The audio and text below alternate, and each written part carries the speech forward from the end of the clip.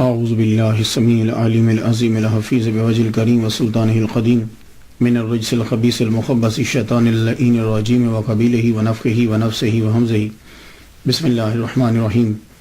تمام نبیوں کے سردار حضرت محمد صلی اللہ علیہ وآلہ وسلم اور تمام مذاہب کے سردار دین اسلام کے پیروکاروں، السلام علیکم طبتم، رحمتیں اور برکتیں۔ و سلام حضور صلی اللہ علیہ وآلہ وسلم کی ذات پر اور دنیا کے عظیم ماں باپ حضور صلی اللہ علیہ وسلم کے ماں باپ حضرت آمینہ، حضرت عبداللہ۔ بڑے عرصے کے بعد آپ سے پھر سامنا ہو رہا ہے۔ اصل میں جس ہستی پہ گفتگو کرنا چاہتا تھا اپنے آپ کو اس قابل ہی نہیں سمجھ پا رہا تھا، اتنی عظیم ہستی، لیکن پھر سمجھا کہ چلو جو کچھ میرے پاس ہے میں ان کی بارگاہ میں لے کے حاضر ہو جاتا ہوں۔ آج 32ویں مرحلے میں گفتگو داخل ہوئی۔ چونکہ میں نے امام احمد بن حنبل رحمۃ اللہ علیہ پہ گفتگو کی تھی اس سے پہلے، تو امام احمد بن حنبل جو مشہور ہوئے، میں کہتا ہوں کہ ان میں ایک عبد القادر جیلانی رحمۃ اللہ علیہ کی ہستی بھی سبب ہے۔ غوث اعظم جنہیں الغوث الاعظم جنہیں کہا جاتا ہے، قندیل نورانی، شہباز لامکانی، قندیل نورانی، الشیخ سید عبد القادر گیلانی الحسنی والحسینی رحمۃ اللہ علیہ الحنبلی۔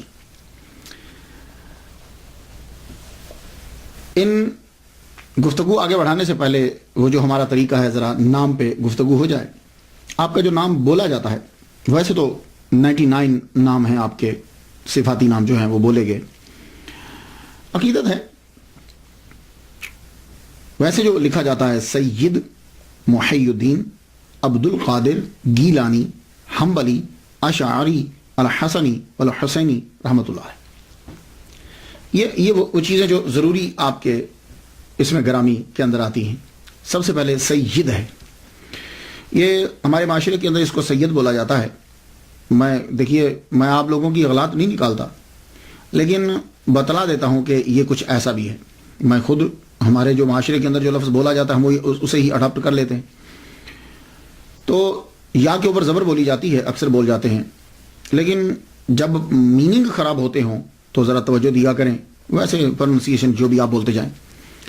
سید جو ہے، یہ لفظ السید، اس کی جمع اسیاد آتی ہے اور سیائد بھی آتی ہے۔ سید کا معنی ہوتا ہے سردار۔ قرآن مجید میں یہ حضرت یحییٰ علیہ السلام کے لیے یہ لفظ آیا، سیدم و حسورا، سیدم، اللہ تعالیٰ نے ان کے لیے سید کا لفظ استعمال کیا ہے۔ ایک مرتبہ حضور صلی اللہ علیہ وآلہ وسلم کو کسی شخص نے سید کہہ دیا، تو حضور صلی اللہ علیہ وسلم نے فرمایا اللہ سید، اللہ جو ہے وہ سید ہے۔ یہ ایک حدیث مبارکہ ہے۔ اس وقت ایک سچویشن ہوگی، اس کا مطلب یہ نہیں ہے کہ کسی اور کو کہنا حرام ہے۔ بعض اوقات حضور صلی اللہ علیہ وآلہ وسلم کوئی خاص آدمی کو خاص چیز سمجھانا چاہتے ہیں۔ جب حضور صلی اللہ علیہ وآلہ وسلم کو اللہ تعالیٰ نے نواسے عطا فرمائے، حضرت امام حسین، حضرت امام حسن، تو حضور صلی اللہ علیہ وسلم نے فرمایا حسن والحسین سیدہ شباب اہل الجنہ، یہ میرا بیٹا حسن اور میرا بیٹا حسین، یہ دونوں جنتی نوجوانوں کے سردار ہیں۔ یعنی کہ وہ لوگ کہ جو جوانی میں مرے، غور سے سنیے گا، وہ لوگ جو جوانی میں مریں گے اور جنتی تھے، ان کے یہ سردار ہوں گے۔ یہ بات یاد رکھیے گا، کیونکہ اس لیے کہ ایک اور حدیث بھی ہے، حضرت ابوبکر صدیق رضی اللہ تعالیٰ عنہ اور حضرت عمر کے بارے میں کہا گیا کہول اہل الجنہ، یہ سید ہیں جنتی بوڑھوں کے۔ تو جنت میں بوڑھا تو کوئی ہوگا نہیں، جنت میں تو سارے لوگ جائیں گے تو 33 سال کے جوان ہوں گے۔ تو یعنی جو جنتی جوانی میں مرا ان کے سردار یہ ہوں گے، اور جو بوڑھا ان کے سردار وہ ہوں گے۔ اب کبھی حدیث سامنے آ جائے تو ذہن میں یہ رہنا چاہیے۔ تو سید جو ہے، یہ لفظ حضور صلی اللہ علیہ وآلہ وسلم نے جب یہ فرمایا کہ یہ سردار ہوں گے، تو اس دن کے بعد یہ لفظ سید جو ہے یہ حضرت بی بی فاطمہ تو زہرا رضی اللہ تعالیٰ عنہا کے بچوں کے ساتھ استعمال ہونے لگا۔ شروع میں تو یہ لفظ استعمال نہیں کیا جاتا تھا، بعد میں آپ کی اولاد کے ساتھ یہ لفظ خاص ہو گیا۔ لیکن مختلف علاقوں کے اندر جو حضرت بی بی فاطمہ کی اولاد ہے ان کے لیے مختلف القاب ہیں۔ کہیں ان کو باوا کہا جاتا ہے، باوا جی، کہیں باپو کہا جاتا ہے، کہیں ان کو پکارا جاتا ہے آل نبی، اولاد علی، آل رسول، مرشد، اور عرب کے علاقوں میں سیدوں کو شریف کہا جاتا ہے. یہ جو اسیاد ہیں، سیاد ہیں، یہ انہیں شریف کہا جاتا ہے. تو عرب میں شریف امام حسن کی اولاد کو اور سید امام حسین کی اولاد کو یہ بھی کہتے ہیں مصر کی سائڈ میں. خیر بہرحال شریف جو ہے وہ ان کے لیے لفظ جو ہے وہ استعمال کیا جاتا ہے. ویسے ایک لفظ سید بھی ہے اور سید و نا بھی ہے. ویسے تو کوئی فرق نہیں ہے، لیکن نام کے ساتھ اگر سید لکھا ہو تو 99% اس سے مراد یہ ہوتا ہے کہ ان کی کاسٹ جو ہے وہ سید ہے، اور اگر سید و نا لکھا ہو تو پھر دونوں احتمال ہوتے ہیں. یہ بھی احتمال ہوتا ہے کہ وہ حضرت بی بی فاطمہ کی اولاد میں سے، اور یہ بھی احتمال ہوتا ہے کہ مریدین نے اپنے مرشد کو جو ہے وہ پکارا سیدنا کر کے، جیسے ہم تمام انبیاء کے ساتھ سیدنا. یا حضرت عمر رضی اللہ تعالیٰ عنہ جب حضرت بلال حبشی رضی اللہ تعالیٰ عنہ کو پکارتے تھے تو کہتے تھے سیدنا. تو سید اور سیدنا. ویسے تو آج کل عرب میں اگر آپ چلے جائیں تو جب لیٹر لکھتے ہیں، خط لکھتے ہیں، تو خط لکھتے ہوئے وہ سیدی لکھ دیتے ہیں شروع میں. جیسے جناب ہوتا ہے نا، عزت ماب جناب، تو سیدی لکھ دیا جاتا ہے. حضرت الغوث الاعظم جو ہیں، ان کے ساتھ جب سید آیا تو دونوں طرح سے ہوا. پیر و مرشد بھی ہے، سید و نا بھی، سید اولاد فاطمہ سے، حضرت بی بی فاطمہ کی اولاد بھی، اور ویسے بھی ہمارے سردار ہیں. اب ان کے نام کے اندر ایک اور آتا ہے گیلانی. گیلانی، اس پہ ذرا تھوڑی سی گفتگو ہو جائے. بہت سے لوگوں نے اس پہ گفتگو کی ہے، آپ میری تحقیق جو ہے وہ سماعت کیجئے. حاضر رحمت من ربی. آپ گیلان شہر کے اندر ہی پیدا ہوئے، یہ یاد رکھیے گا. گیلان، اس کا نام ہی گیلان ہے. تو آپ گیلان شہر کے اندر ہی پیدا ہوئے، اس لیے آپ کو گیلانی کہتے ہیں. اور کچھ لوگ آپ کو جیلانی کہتے ہیں جی آپ جیلان کے اندر پیدا ہوئے. لیکن یہ بات ہوتا ہے کہ جیلان اور گیلان دونوں ایران کے ہی شہر ہیں. یہاں دونوں، جیلان بھی اور گیلان بھی، اور اب بھی ایران کے اندر یہ موجود ہیں. مگر فرق یہ ہے، کچھ لوگوں نے یہ کہا کہ جی اصل میں تو یہ گیلان تھا، تو عربی میں چونکہ گاف نہیں ہوتی تو اس لیے انہوں نے اس کو جیلان کہہ دیا. نہیں، جیلان اصل میں یہ گیلان ہی ہے، اصل میں گیلان ہے اور جیلان دونوں ہیں. تو جیلان گیلان، گیلان جیلان نہیں، ایسا نہیں، دونوں قصبے ہیں. لیکن دونوں میں فرق یہ ہے کہ جیلان جو ہے یہ قصبہ ہے اور گیلان جو ہے یہ صوبہ ہے. تو جیلان جو ہے یہ قصبہ ہے کلاتائے ہائے غربی رورل ڈسٹرکٹ کا. اب رورل ڈسٹرکٹ جو ہے اس کے اندر 4 قصبے آتے ہیں، یہ یاد رکھیے. تو 4 قصبوں میں سے کلاتائے ہائے غربی، اس کے 4 قصبوں میں سے ایک قصبہ جو ہے وہ جیلان ہے. اب یہ جو قصبہ ہے یہ ضلع بستام میں ہے، اور ضلع بستام صوبہ سمنان میں، اور صوبہ سمنان ملک کے ایران میں. ایک چھوٹا سا ایک قصبہ ہے، اور 2013 کے مطابق یہ جیلان قصبے کی آبادی جو ہے وہ تقریباً 800 ہے. 800 ہے. تو اب یہ پہلے سمجھ لیجئے کہ جیلان بھی ایک قصبہ ہے، لیکن یہ ایک قصبہ ہے. رورل ڈسٹرکٹ کے اندر 4 قصبے ہوتے ہیں اور ان میں ایک قصبہ یہ جیلان ہے. اب آ جائیے گیلان. تو گیلان جو ہے یہ جدید ایران کے اندر یہ ایک صوبہ ہے، 31واں صوبہ ہے گیلان. اور یہاں کی بنی ہوئی اشیاء بہت مشہور ہیں. اور گیلان کا جو صوبہ ہے یہ ایران کی جنت کہلاتا ہے، یہ یاد رکھیے گا. جیسے ہمارے ہاں کشمیر ہے، کاغان ہے، چترال ہے، یا سوئٹزرلینڈ یورپ کے اندر ہے. تو ایران کے اندر جو گیلان ہے یہ ایران کی جنت کہلاتا ہے. کیوں؟ باغات ہیں، دریا ہیں، سبزہ ہی سبزہ ہے. اب اور یہاں کے جو اصلی لوگ ہیں وہ خود کو گیلکی کہلواتے ہیں. گیلان کے جو پرانے لوگ ہیں، جو اصلی باشندے ہیں، اور وہ اپنی لینگویج کو بھی، جو اصل میں پرشین کی، فارسی ہی کی ایک قسم ہے، ایک لائن ہے، وہ اپنی لینگویج کو گیلکی لینگویج کہتے ہیں، جبکہ ہے وہ پرشین. تو گیلان سے بغداد کا جو فاصلہ ہے، ڈیسٹینیشن جو ہے، بیچ کا فاصلہ جتنا ہے وہ تقریباً 629 کلومیٹر ہے. تو کئی وجوہات کی بنا پر، میں نے جو بہت پڑھا، اتنا وقفہ جو اس تقریر کے اندر ہوا، کئی ایسے قرائن ہیں اور شواہد ہیں کہ جس سے یہ پتہ چلتا ہے کہ آپ گیلان ہی کے اندر رہتے تھے، جیلان میں نہیں، گیلان ہی کے اندر رہتے تھے۔ تو اب یہ گیلان جو ہے، اسی کو جب لکھا گیا عربی کے اندر، کیونکہ تب تو آپ کی پرانی جتنی کتابیں ہیں وہ ساری عربی میں ہیں، تو عربی میں گاف نہیں ہوتا، تو اس کو گاف کو جیم کر دیا گیا، لیکن فارسی میں اور اردو کے اندر وہاں گاف ہوتا ہے، گاف لکھا جاتا ہے، تو اس لیے ایسا ہو سکتا ہے، لیکن گیلان ہی ہے۔ اب وہ گیلان کس طرح ہے، میں چند چیزیں آپ کے سامنے پیش کرتا ہوں۔ پہلی بات تو یہ ہے کہ آپ کے والد گرامی نے بہتا ہوا ایک سیب جو ہے وہ کھایا، رائٹ، دریا سے اٹھایا، اور آپ وہیں رہنے لگ گئے، اور یہ جو باغات ہیں اور دریا ہیں یہ گیلان کے اندر ہیں۔ دوسری، اکثر کتابیں جب آپ پڑھتے ہیں جی انہوں نے 400 مائل کا سفر طے کیا اور وہ بغداد پڑھنے کے لیے پہنچے، تو یہ 400 مائل جو بنتا ہے، یہ 400 مائل جو ہے یہ گیلان ہی سے بغداد بنتا ہے، اور 629 کلومیٹر اور 400 کے قریب مائل جو بن جاتا ہے۔ اور تیسری بات کہ آپ نے یہ پڑھا کہ حضرت عبداللہ سومئی رحمۃ اللہ علیہ جو الغوث الاعظم کے نانا ہیں، ان کے باغات تھے، تو یہ باغات گیلان کے اندر ہی ہے۔ چوتھی بات، کیسپین سی کا اکثر حوالہ پڑھیں گے جب بھی الغوث الاعظم عبد القادر گیلانی رحمۃ اللہ علیہ کی سیرت پڑھی جاتی، کیسپین سی کا ذکر ضرور آتا ہے، یہ کیسپین سی بھی گیلان میں ہے۔ پھر اس کے بعد جب بھی آپ پڑھیں گے تو جودی پہاڑ کا ذکر پڑھتے ہیں، کوہ جودی، جہاں حضرت نوح علیہ السلام کی کشتی لگی تھی، تو وہ جودی پہاڑ بھی جو ہے وہ کیسپین سی گیلان کے پاس ہی ہے۔ اور پھر آپ نے ان کی سیرت میں یہ پڑھا کہ ایک بڑا سرسبز و شاداب علاقہ جو ہے وہ آپ نے لیا، وہ بھی گیلان ہی میں آپ نے لیا، اور یہی جو ہے وہ آپ کے آباء و اجداد کی جو ہے وہ قبر بھی۔ اور خواجہ معین الدین اجمیری چشتی رحمۃ اللہ علیہ نے اپنے خود سے اپنے پیسے دے کر وہاں ایک کمرہ بنوایا، اور 57 دن اس حجرے میں آپ ان کے ساتھ رہے۔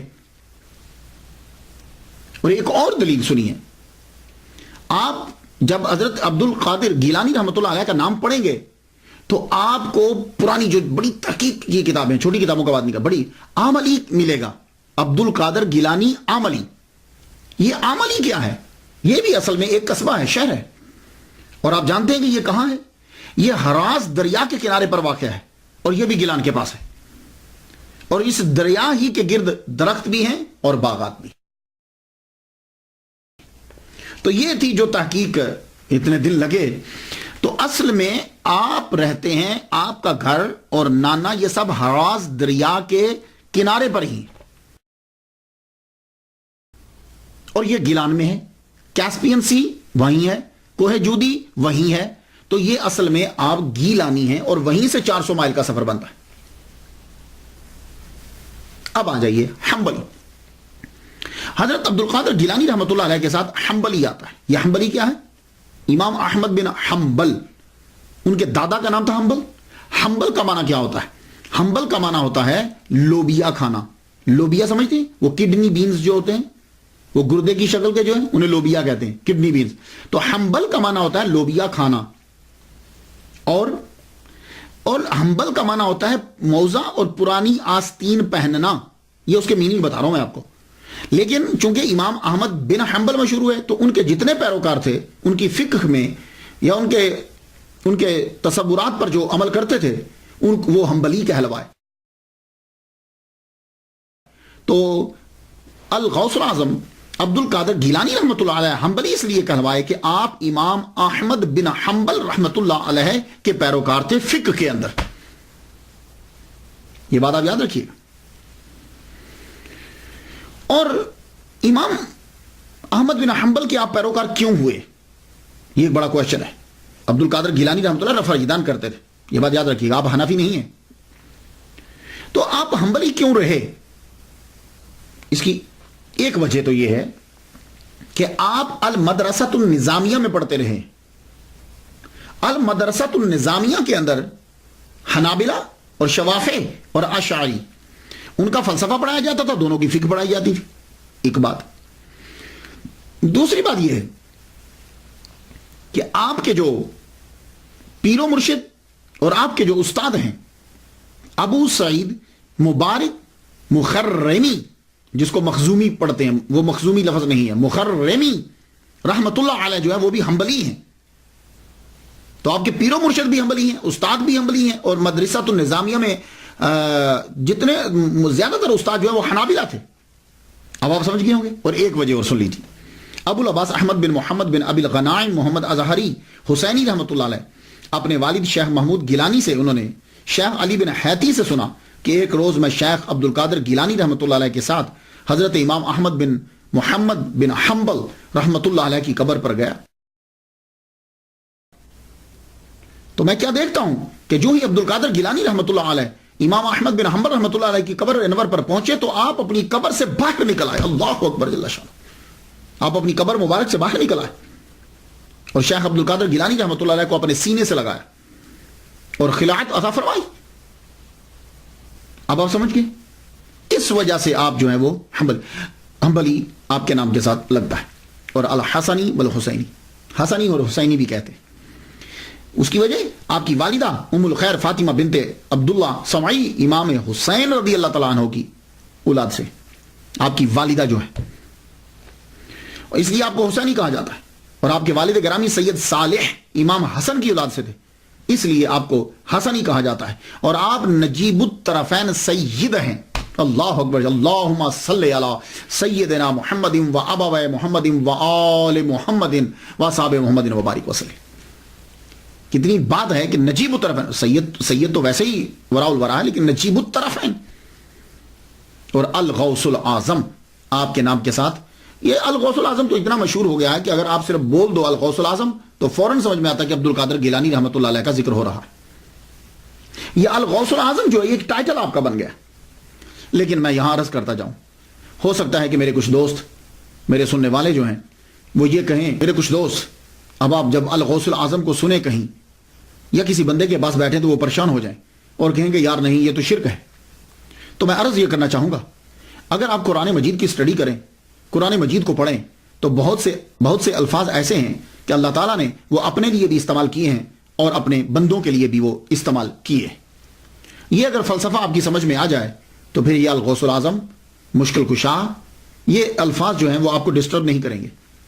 بس پہلے آپ نے یہ سمجھنا ہے کہ کیا اللہ تعالیٰ نے وہ الفاظ کے جو اپنے لیے خاص کیے تھے، کیا وہ اس نے وہ بندوں پر استعمال کیے ہیں کہ نہیں کیے. یہ اگر آپ قرآن مجید سے پڑھ لیں تو آپ پر جو ہے یہ حقیقت واضح ہو جائے گی. یہ مسئلہ آپ کو کبھی ڈسٹرب نہیں کرے گا. قرآن مجید کے اندر بہت سے ایسے الفاظ ہیں کہ جو اللہ کے لیے ہیں لیکن وہ بندوں کے لیے استعمال ہوئے ہیں. سب سے پہلا لفظ جب آپ نے سورہ فاتحہ پڑھی تو الحمدللہ رب العالمین ہے. یہ لفظ رب ہے نا جو یہ اللہ نے اپنے لیے استعمال کیا قرآن مجید کے اندر. جتنے انبیاء کرام ہیں جب بھی انہوں نے دعا مانگی انہوں نے ربنا کہہ کے دعا مانگی. اس لیے کہا جاتا ہے کہ جب بھی دعا مانگو ربنا کہہ کے دعا مانگو، کیونکہ جب ربنا سے دعا مانگتے ہو اللہ تعالیٰ خوش ہوتا ہے اور اللہ دعا قبول کرتا ہے. ربنا آتنا فی الدنیا.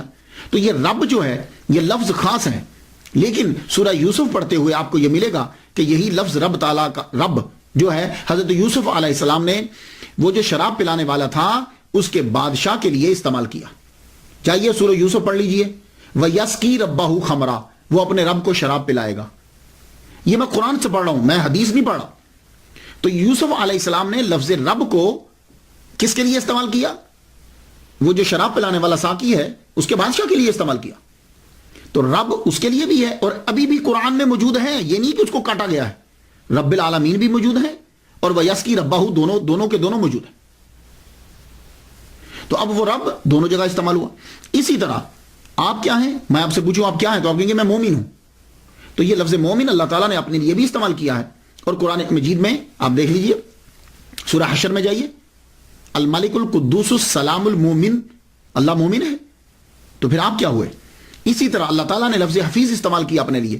تو وہی حفیظ یوسف علیہ السلام اپنے لیے استعمال کر رہے ہیں اور قرآن میں ایز اٹ از موجود ہے. انی حفیظ علیم، حفیظ بھی اور علیم بھی دونوں الفاظ اللہ کے لیے قرآن میں استعمال ہوئے اور دونوں یہاں استعمال ہو رہے ہیں. اور اسی طرح رحیم کا لفظ اللہ تعالیٰ نے پورے قرآن مجید میں کسی بندے کے لیے استعمال نہیں کیا سوائے محمد مصطفیٰ صلی اللہ علیہ وسلم کے. اپنے لیے استعمال کیا اور ایک مرتبہ پورے قرآن میں کہا بالمؤمنین رؤوف رحیم. رعوف اللہ کے ساتھ آتا ہے، لیکن اس نے بندے کے لیے بھی استعمال کیا، حضور پاک کے لیے، اور رحیم بھی استعمال کیا۔ اسی طرح ولی کا لفظ جو ہے وہ اس نے اپنے لیے بھی استعمال کیا اور دوسروں کے لیے بھی استعمال کیا۔ تو یہ دیکھیے، ویسے اگلے کو مارنا ہو تو جو مرضی یک طرفہ ڈال دیا جائے، لیکن حقیقت یہ ہے کہ بہت سے الفاظ ایسے ہیں کہ اللہ نے اپنے لیے بھی استعمال کیے اور بندوں کے لیے بھی استعمال کیے۔ اب یہاں آپ فرق کیسے کریں گے؟ کیا آپ مشرک قرار دے دیں گے اس بندے کو؟ نہیں، تو پھر آپ فرق کریں گے کہ اللہ کے لیے وہ لفظ جو استعمال ہوتا ہے وہ حقیقی معنی میں استعمال ہوتا ہے، اور بندے کے لیے جو وہ لفظ استعمال ہوتا ہے وہ ایک خاص وقت، خاص شے اور مجازی طور پر استعمال ہوتا ہے، یعنی قیود کے ساتھ استعمال ہوتا ہے۔ تو اللہ کے لیے وہ لفظ قیود کے ساتھ استعمال نہیں ہوتا۔ اب فرق واضح ہو گیا حقیقت اور مجاز کا۔ تو یہی سلسلہ جو ہے الغوث الاعظم ہے، یہ ٹائم ہے، قیود ہے اور مجازی طور پر ہے، یہ بات یاد رکھیے گا۔ یہ اگر فرق نہیں کریں گے تو پوری دنیا مشرک بن جائے گی، یہ بات یاد رکھیے گا۔ اب اگر الغوث الاعظم کہنے سے آدمی مشرک ہوتا ہے تو پھر حضرت ابو بکر صدیق کے ساتھ صدیق اکبر لگتا ہے، پھر آدمی صدیق اکبر کہنے سے بھی مشرک ہوگا۔ کیوں؟ اس لیے کہ قرآن مجید کے اندر اللہ تعالیٰ نے یہ کہا ہے وَمَنْ أَصْدَقُ مِنَ اللَّهِ، اللہ سے بڑھ کر کون سچا ہے؟ ٹھیک ہے، تو آپ کہہ رہے ہیں کہ ابو بکر صدیق اکبر، وہ صدیق اکبر ہیں، تو اللہ تو سب سے سچا ہے، اللہ تعالیٰ سے تو سچا کوئی نہیں، تو پھر صدیق اکبر ہی نے کیوں کہا گیا؟ پھر اسی طریقے سے فرق کرنے والا تو اللہ تعالیٰ ہے حق و باطل کے درمیان، تو حضرت عمر فاروق رضی اللہ تعالیٰ عنہ کو فاروق کیوں کہتے ہیں؟ یہ بھی شرک ہوگا۔ اسی طرح اللہ قرآن میں کہتا ہے کہ ان اللہ غنی وانتم الفقراء، اللہ غنی ہے اور تم فقیر ہو، تو آپ پھر لوگ سب عثمان غنی عثمان غنی کیوں کہتے ہیں؟ اسی طرح قرآن مجید کے اندر آتا ہے وَهُوَ الْعَلِيُّ الْعَظِيمُ، وہ علی ہے، اللہ علی ہے، تو آپ حضرت علی کو علی کیوں کہتے ہیں؟ تو یہ دیکھیے، وہ جو بزرگان دین تھے نا، ان کے سامنے سب چیزیں ہوتی تھی، وہ پھر ایک نتیجہ نکالتے تھے جہاں سے کہیں سے اعتراض نہیں آتا۔ ہم کیا کرتے ہیں؟ ہم اگلے آدمی کو مارنے کے لیے ایک چیز لے لیتے ہیں، باقی ساری چیزوں کو بند کر دیتے ہیں۔ تو الغوث الاعظم جو کہا جاتا ہے یہ مجازی طور پر ہے، اور یہ قیود ہوتی ہیں۔ ہاں اللہ تعالیٰ فریاد رس ہے، اللہ فریاد، لیکن اس جیسا اس میں وہاں قید کوئی نہیں، اور وہ ذاتی طور پر ہے یہ بات۔ باقی ہر چیز، ہر لفظ جو ہے وہ جو استعمال ہوا وہ مجازی طور پر استعمال ہوتا ہے۔ تو اب پھر دیکھتے ہیں ہم کہ اللہ کا یہ ولی دنیا میں جب آیا، ظہور کیا، تو کیا تاریخ تھی؟ تاریخ کا کوئی خاص فائدہ تو کوئی نہیں ہوتا، یہ بات یاد رکھیے۔ اکثر تواریخ کے اندر لڑائی جھگڑا ہی ہوتا ہے، لیکن اس سے ذرا یہ آئیڈیا ہو جاتا ہے کہ یہ جب تشریف لائے تو اس وقت جو ہے ماحول کیا تھا، یہ ذرا آئیڈیا ہو جاتا ہے، اور آپ نے کتنے کٹھن مراحل کے اندر جو ہے وہ اس کی تبلیغ کی ہے، اور کتنا عرصہ گزر گیا اس چیز کو۔ یہ کچھ ہوتا ہے، ویسے تو قرآن مجید اسی لیے سنوں پہ گفتگو نہیں کرتا، یہ بات یاد رکھیے گا۔ تو عبد القادر گیلانی رحمۃ اللہ علیہ کے بھی تواریخ تین بیان کی جاتی، 470، 471، 491، لیکن 491 والے نے تو ویسے ہی بہت ہی زور لگا دیا۔ اب یہ کوئی ضروری نہیں ہوتا کہ ایک آدمی ڈاکٹر ہے، ریسرچر ہے، ہو سکتا ہے اس کی کوئی پرابلم ہو۔ 470 اور 471 اس کے اوپر اکثریت جمع ہے، اور دلائل بھی اسی کے اوپر ہی ہیں کہ آپ 470 ہی میں آپ کی ولادت مبارک ہوئی۔ میں نے جو صاحب دلیل دے رہے تھے کہ جی 491 میں ہوئے ہیں، 470 اور 71 میں عبد القادر گیلانی رحمۃ اللہ علیہ پیدا نہیں ہوئے، تو دلیل انہوں نے یہ دی کہ شیخ سعدی رحمۃ اللہ علیہ جو ہیں وہ گلستان سعدی کے صفحہ 45 پہ لکھتے ہیں کہ عبد القادر گیلانی را دیدم، میں نے عبد القادر گیلانی رحمۃ اللہ علیہ کو دیکھا در حرم کعبہ میں نے دیکھا کہ کنکریوں کے اوپر اپنے چہرے کو رکھے ہوئے اللہ کی بارگاہ میں رو رہے تھے۔ تو بھائی سنو یار، شیخ سعدی رحمۃ اللہ علیہ ہو سکتا ہے کہ جس طرح 470 اور 471 جو ہے اس کے اندر تبدیلی ہو سکتی ہے، تو کیا دیدم اور دیدند میں نہیں ہو سکتی؟ دیدند اور دیدند میں نہیں ہو سکتی ہے، اور دوسری بات ہے پاسبلٹی ہی نہیں ہے۔ وجہ یہ ہے الغوث الاعظم کی تاریخ پیدائش 470 ہی ہے۔ وجہ یہ ہے کہ آپ کی ولادت سے 5 سال قبل، غور سے سنیے گا، آپ کی ولادت سے 5 سال قبل داتا گنج بخش علی حجویری رحمۃ اللہ علیہ دنیا سے رخصت ہو گئے۔ یہ باتیں سننے والی ہوتی ہیں، اس میں بہت۔ عبد القادر گیلانی رحمۃ اللہ علیہ 470 ہی میں پیدا ہوئے۔ وہ کیسے؟ کہ آپ کی ولادت سے 5 سال قبل جو ہیں وہ داتا گنج بخش علی حجویری رحمۃ اللہ علیہ دنیا سے رخصت ہو گئے، اور یہ تبھی ہو سکتا ہے۔ اور اب عبد القادر داتا گنج بخش علی حجویری رحمۃ اللہ علیہ جو ہے ان کا وصال 465 ہجری میں ہوا ہے. تو یہ 5 سال تبھی بن سکتے ہیں جب عبد القادر گیلانی رحمۃ اللہ علیہ 470 میں پیدا ہو. سن لیا آپ نے؟ یہ ہزار احمد تو میرا بھی، میں نے اس پہ بہت ریسرچ کی، کیونکہ ایک بہت بڑے ڈاکٹر صاحب نے اتنی موٹی کتاب لکھ دی کہ نہیں 491 میں ہوئے، 470 ہی ہے. اور 5 سال کے بعد آپ جو ہیں وہ پیدا ہوئے ان کی رخصت سے، اور وہ 465 میں ہے، تو یہ 470 تک بنے گا. خاندان جو ہے عبد القادر گیلانی رحمۃ اللہ علیہ کا خاندان عظیم خاندان، سادات کا خاندان، اللہ اکبر، اس خاندان کو سلام. نجیب الطرفین سید، اور کردار کی کمال تک پہنچے ہوئے، ماں باپ بھائی نانا، اللہ اکبر جل شانہ. الغوث العظم کا نانا سید عبداللہ سومئی رحمۃ اللہ علیہ حسینی سید، اور آپ کے والد گرامی سید ابو صالح موسیٰ رحمۃ اللہ علیہ یہ حسنی سید ہے. ان کی شادی کا واقعہ بھی بڑا عجیب ہے. حضرت سید ابو صالح موسیٰ رحمۃ اللہ علیہ آپ گیلان میں رہتے تھے، اور گیلان میں سبزہ ہی سبزہ ہے، باغات ہیں، دریا، پہاڑ، بہت خوبصورت منظر ہے، کبھی آپ جائیے. تو اب ایسے علاقے کے اندر ایک ینگ آدمی کو کیسے بچنا ہے؟ تو اس کے لیے بہترین طریقہ یہ ہے کہ وہ روزے رکھے. اس لیے جوان آدمی کے لیے روزے رکھنے کا کہا گیا. اور آپ نے کبھی غور کیا 13 14 15 13 14 15 چاند کی روزے رکھنے کو حضور نے بولا؟ کیوں؟ چاند عروج پہ ہوتا ہے، اور جب چاند عروج پہ ہوتا ہے تو پھر پانی جو ہے وہ اچھلتا ہے. کبھی آپ جائیے سمندر پہ دیکھیے، اس کی وجہ سے انسان کے اندر کا بھی جو ہے وہ بھی جوش مارتا ہے. تو ان دنوں میں روزہ رکھنے کو کہا گیا. اور آپ نے دیکھا کہ جتنے بڑے بڑے ہوٹل ہیں مہنگے، جو بڑی بڑی یہ عمارتیں بنتی ہیں، وہ سمندر کے کنارے پہ بناتے ہیں. ایک ویو آتا ہے، وہاں لوگ عیاشی کے لیے جاتے ہیں. تو جہاں سبزہ ہوگا، دریا ہوں گے، پانی ہوگا، تو وہاں کنٹرول کیسے کرے آدمی اپنے اوپر؟ تو بہترین طریقہ روزہ ہے. تو حضرت سید ابو صالح موسیٰ جوانی میں روزے رکھ رہے ہیں. تو روزہ رکھتے ہوئے آپ چل رہے ہیں ایک دریا کے ساتھ ساتھ. میری بڑی کوشش تھی بچپن سے میں تلاش کروں کہ یہ دریا کون سا ہے کہ جس دریا کے کنارے آپ چل رہے ہیں. تو جب میری ریسرچ یہ ہے کہ وہ دریا جو ہے وہ ہراز ریور ہے، یہ گیلان کے اندر ہے. اور اگر آپ اس دریا کو جا کر دیکھیں تو یہ دریا اب بھی گلیوں محلوں سے گزرتا ہوا نظر آتا ہے. اس کی مثال میں آپ کو دیتا ہوں.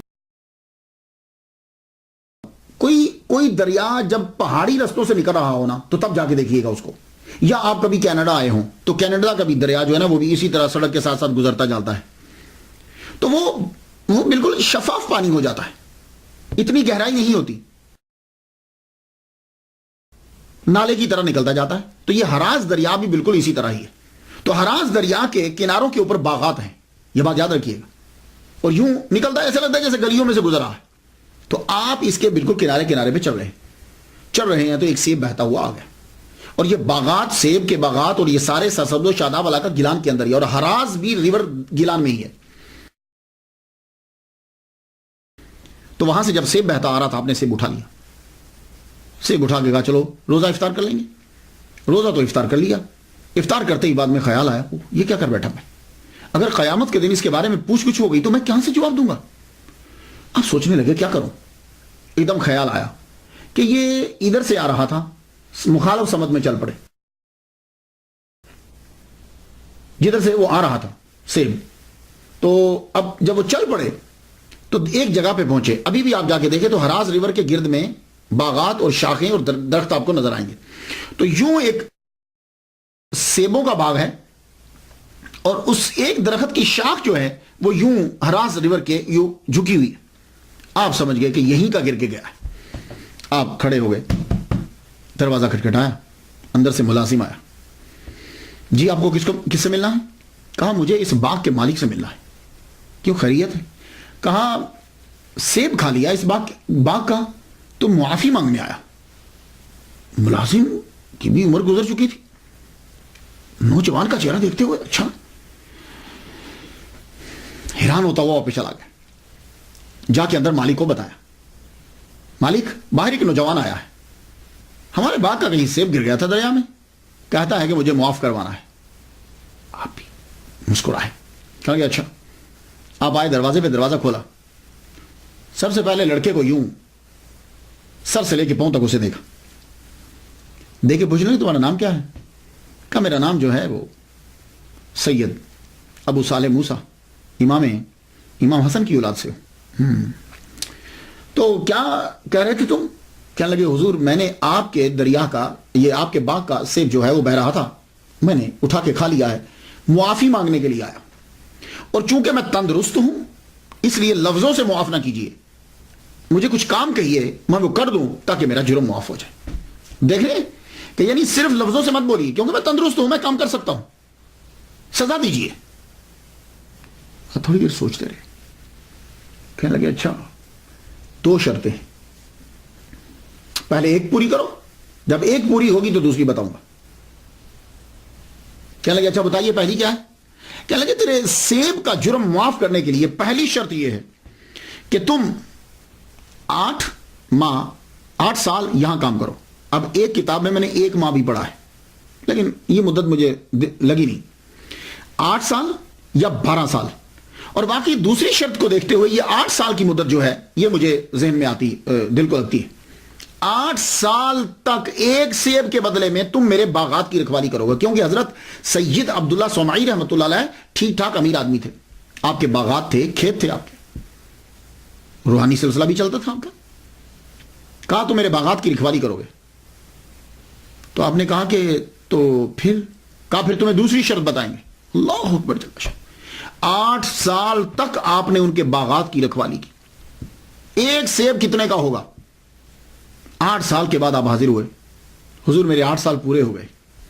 کہا ہاں بہت اچھا کام کیا تم نے، یہ اصل میں 8 سال کے اندر تربیت کر دی، پوری کی پوری تربیت کر دی۔ کہنے لگے بہت اچھا کام کیا تم نے، اب دوسری شرط ہے، لیکن سنو اگر یہ شرط پوری نہ ہوئی تو پہلی ضائع۔ کہنے لگے حضور بولیے۔ کہا سنو غور سے سنو، دوسری شرط یہ ہے کہ میری ایک لڑکی ہے، اس سے تمہیں شادی کرنا ہے، اور غور سے سنو وہ ایک طرح سے اندھی ہے، بہری ہے، لگلی ہے، لنگڑی ہے، گونگی ہے۔ یہ لفظ ایک طرح سے سنیں، لیکن جب آدمی بولتا ہے تو آدمی کا دھیان بڑی چیز پر ہوتا ہے، وہ بیچ کے لفظوں میں سے نکل جاتا ہے۔ آپ نے بڑی تیزی سے فرما دیا یہ طرح سے گونگی ہے، اندھی ہے، لولی ہے، لنگڑی، تمہیں شادی کرنا ہے اسے۔ کہا جی پھر میرا یہ جرم معاف ہو جائے گا؟ آپ نے فرمایا ہاں پھر ہم معاف کر دیں گے۔ اللہ اکبر جل شانہ، ایک سیب ہے کہ 8 سال پہلے گزار چکے ہیں۔ اور ہمارے ہاں یہاں کیا ہوتا ہے، اگر آپ لوگ پاکستان سے ہیں، میں باقی ممالک کے بارے میں تو نہیں جانتا، پاکستان میں کبھی جاتا ہوں تو یہ جب گنا پک جاتا ہے نا، جس سے چینی بنتی ہے، رو نکلتی ہے، یہ گنے کی ٹرالی جو ہے نا وہ شوگر ملز کی طرف جاتی ہے، وہ جب جا رہی ہوتی ہے تو سڑک کے اوپر لڑکے جو ہیں اس کے اوپر چڑھ جاتے ہیں، ایک لڑکا اس کے اوپر چڑھ جاتا ہے، وہ وہاں سے گنے کھینچ کے اتارتا جاتا ہے، اور پیچھے لڑکے جو ہیں وہ پوری ایک جماعت ہوتی ہے، وہ اس گنوں کو پکڑ کے جا کے اسے۔ اسی طریقے سے اگر آپ گاؤں میں چلے جائیں، گاؤں میں لوگ رات کو جاتے ہیں، اگر وہاں سبزی کی فصل ہے، کھیت ہے، سبزیاں اگائی کسی نے، یہ کوئی چیز اگائی ہے، تو وہ وہاں بیٹھیں گے رفع حاجت کے لیے، لیکن وہاں سے جو ہے نا وہ اگر وہاں شلجم ہے، کوئی اور چیز ہے، اسے اکھیڑتے جائیں گے اور چوری کر کے لے کے گھر جا کے پکا دیں گے۔ اور بعض جگہوں میں تو ایسا ہوتا ہے کہ جب آدمی سو جاتے ہیں رات کے 2 بجے یا 3 بجے، کہ جس وقت اٹھ کر آدمی تہجد کے لیے اٹھتا ہے، عبادت کرتا ہے، تو لوگ کیا کرتے ہیں کہ وہاں کھیت سے چارہ کاٹ لیتے، چارہ کاٹ کے آگے اپنے جانوروں کو ڈال دیتے، اور اس کے بعد پھر فجر کی نماز باجماعت ادا کی جاتی۔ تو یعنی یہاں یہ ہے کہ چارہ اور سبزی، ویجیٹیبلز اور گنے یہ لے لیے جاتے، لیکن الغوث العظم عبد القادر گیلانی رحمۃ اللہ کے والد گرامی نے ایک سیب لیا اور 8 سال تک پہلے تو ملازمت کی، اور اب تیار ہو گئے ایسی لڑکی کے ساتھ پوری زندگی گزارنے میں کہ جن کے والد کہہ رہے ہیں کہ وہ ایک طرح سے اندھی ہے، لولی ہے، لنگڑی ہے۔ ہم نے فرمایا ٹھیک ہے، اگر جرم معاف ہوتا ہے تو میں ریڈی ہوں۔ نکاح ہو گیا، نکاح پڑھا دیا گیا۔ اب جب نکاح ہو جاتا ہے تو شاید ظاہر ہے کہ آپ کمرے میں گئے، جو ہی کمرے میں گئے، اب نکاح تو ہو گیا، کمرے میں جب گئے تو انٹر ہوئے آپ، تو سامنے آپ کی زوجہ محترمہ جو ہے وہ کھڑی، آپ نے پہلی نظر جب ڈالی تو پہلی نظر اتنی خوبصورت، اللہ اکبر جل شانہ، اب دوسری منع ہوتی، اب نے ایک دم سے منہ پھیرا اور پھیرنے لگے تو پیچھے سے آواز آئی، آپ میرے خامد ہیں، رکیے، آپ کا یہ نام ہے۔ آپ نے فرمایا اس کا مطلب ہے کہ یہ دیکھ بھی سکتی ہے اور آواز بھی آ رہی، بول بھی سکتی ہے۔ ایک دم سے جب یہ تیزی سے دوڑے دروازے سے نکلے تو آگے ہی حضرت عبداللہ صومعی رحمۃ اللہ علیہ کھڑے تھے۔ لگتا ہے کہ ان کو معلوم تھا کہ یہ ضرور ہوگا، آپ ان سے ٹکراتے بچ گئے۔ میں بیٹے کیا ہوا؟ کہ حضور آپ نے تو فرمایا تھا کہ وہ ٹانگیں نہیں ہیں تو کھڑی تھی وہ تو، اور بازو بھی، میری نظر پڑی بازو بھی ہیں، اور آپ نے کہا تھا کہ وہ اندھی ہیں تو مجھے دیکھا ہے انہوں نے، اگر دیکھتی نہیں تو آواز کیسے آتی، اور گونگی بھی نہیں ہے، مجھے آواز دی انہوں نے۔ آپ نے فرمایا بیٹے جب میں بات کر رہا تھا تو میں نے جھوٹ نہیں بولا تھا، میں نے کہا تھا ایک طرح سے، تم نے ایک طرح پہ دھیان نہیں دیا۔ اور سن، میں نے اسے کیوں کہا تھا کہ گونگی ہے؟ آج تک میری بیٹی نے کسی غیر محرم سے بات نہیں کی، آج تک میری بیٹی نے کسی غیر محرم کی بات کو سنا بھی نہیں ہے، آج تک میری بیٹی نے کسی غیر محرم کو دیکھا بھی نہیں ہے، آج تک میری بیٹی نے کسی غیر محرم کو چھوا بھی نہیں ہے، اور آج تک میری بیٹی کسی غیر محرم کے گھر میں پاؤں سے چل کے بھی نہیں گئی۔ اللہ اکبر جل شانہ۔ آپ نے فرمایا یہ تیری ہی بیوی ہے، میں نے تیرا ہی نکاح اس کے ساتھ پڑھا ہے۔ اب آپ جتنے بھی سن رہے ہو، پوری دنیا میں میرا لیکچر سنا جاتا، آپ مجھے بتا دو، موسیٰ جنگی دوست جیسا باپ ہے، فاطمہ جیسی ماں ہے، تو بیٹا عبد القادر گیلانی رحمۃ اللہ علیہ کیوں نہیں پیدا ہو؟ شادی ہو گئی۔ اب یہاں میں تلاش کرتا ہوں تو کتب میں مجھے نہیں ملتا کہ وہ شادی کے بعد وہیں رہے یا کہیں اور رخصت ہو گئے، لیکن میں نے جتنا پڑھا ہے اور باتوں سے اندازہ مجھے یہی ہوتا ہے کہ آپ وہاں سے گئے نہیں۔ ہاں، آپ کے نانا جو ہیں، الغوث الاعظم کے نانا جو ہیں، انہوں نے مکان علیحدہ لے دیا، یہ ہے، رہے وہیں، اسی علاقے میں آپ رہے،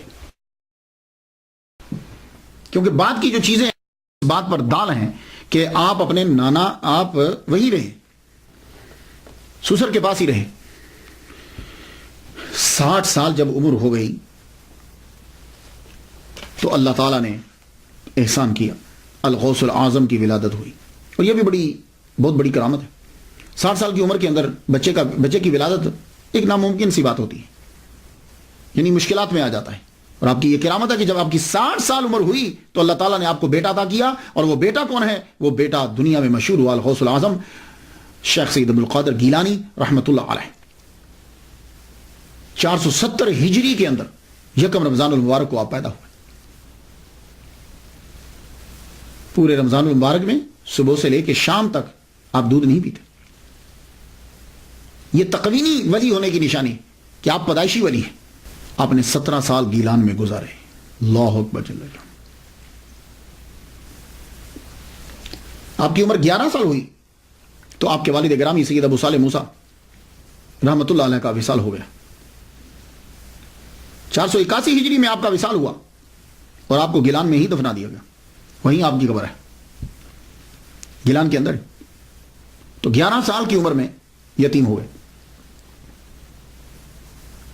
اب 11 سے 18 سال تک عبد القادر گیلانی رحمۃ اللہ علیہ گیلان کے اندر ہی رہے۔ کیوں؟ والدہ بوڑھی ہے، پڑھنے کے لیے جاتے ہیں، حفظ تو والدہ محترمہ نے کروا دیا، نانا سے بھی ملاقات ہوتی ہے، باپ نے بھی پرورش کی۔ 11 سال تک تو تینوں کر رہے، 11 کے بعد ایک کم ہو گیا۔ آپ مکتب میں بھی پڑھنے کے لیے جاتے ہیں، اور فارسی زبان آپ کی مادری ہے، مکتب میں پڑھنے کے لیے جاتے ہیں۔ 18 سال آپ کی عمر ہوئی تو ایک دن والدہ ماجدہ سے آ کے کہتے ہیں، امی مجھے اجازت دے دو، میں بغداد جانا چاہتا ہوں۔ سوال یہاں یہ اٹھتا ہے کہ عبد القادر گیلانی رحمۃ اللہ علیہ 18 سال تک اپنی والدہ محترمہ کے پاس رہے، تو جانتے ہو کہ جب یہ 18 سال کے ہوئے تو والدہ محترمہ کی عمر کتنی ہوگی؟ 78 سال۔ تو آپ کی والدہ محترمہ 78 سال کی ہو گئی تو جا کر کہتے ہیں اماں مجھے اجازت دے دو کہ میں بغداد چلا جاؤں۔ یہ عمر تو تھی کہ عبد القادر گیلانی اپنی والدہ ماجدہ کے ساتھ رہتے۔ تو 78 سال کی عمر میں جب والدہ ہوئیں، پہلے 18 سال تک گیلان سے نہیں نکلے۔ کیوں نہیں نکلے؟ آپ کے نانا امیر آدمی ہیں، آپ وہاں سے نکلیں، لیکن نہیں نکل رہے۔ کیوں؟ اماں بوڑھی ہیں۔ تو پھر 18 سال میں جب 78 سال کی ہوگی تو اب کیوں نکلے؟ تو سن لیجئے، آپ ذی الحج کی 10 تاریخ آپ کے نانا کے کھیت ہیں، آپ گائے کو پکڑنے کے لیے دوڑے تاکہ میں کھیت میں جوتوں، کیونکہ آپ کام وہاں کرتے تھے، نانا کا ہاتھ بٹاتے تھے۔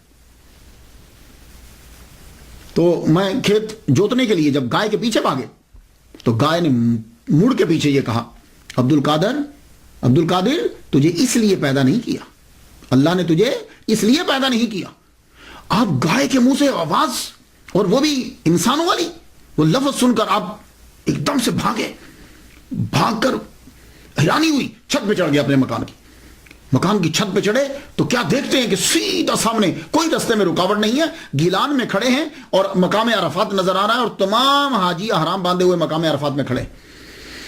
اللہ اکبر جل شانہ، گیلان ایران سے آپ کو مقام عرفات نظر آ گیا تو آپ ایک دم سے چھت سے نیچے اترے اور ماں سے لپٹ گئے۔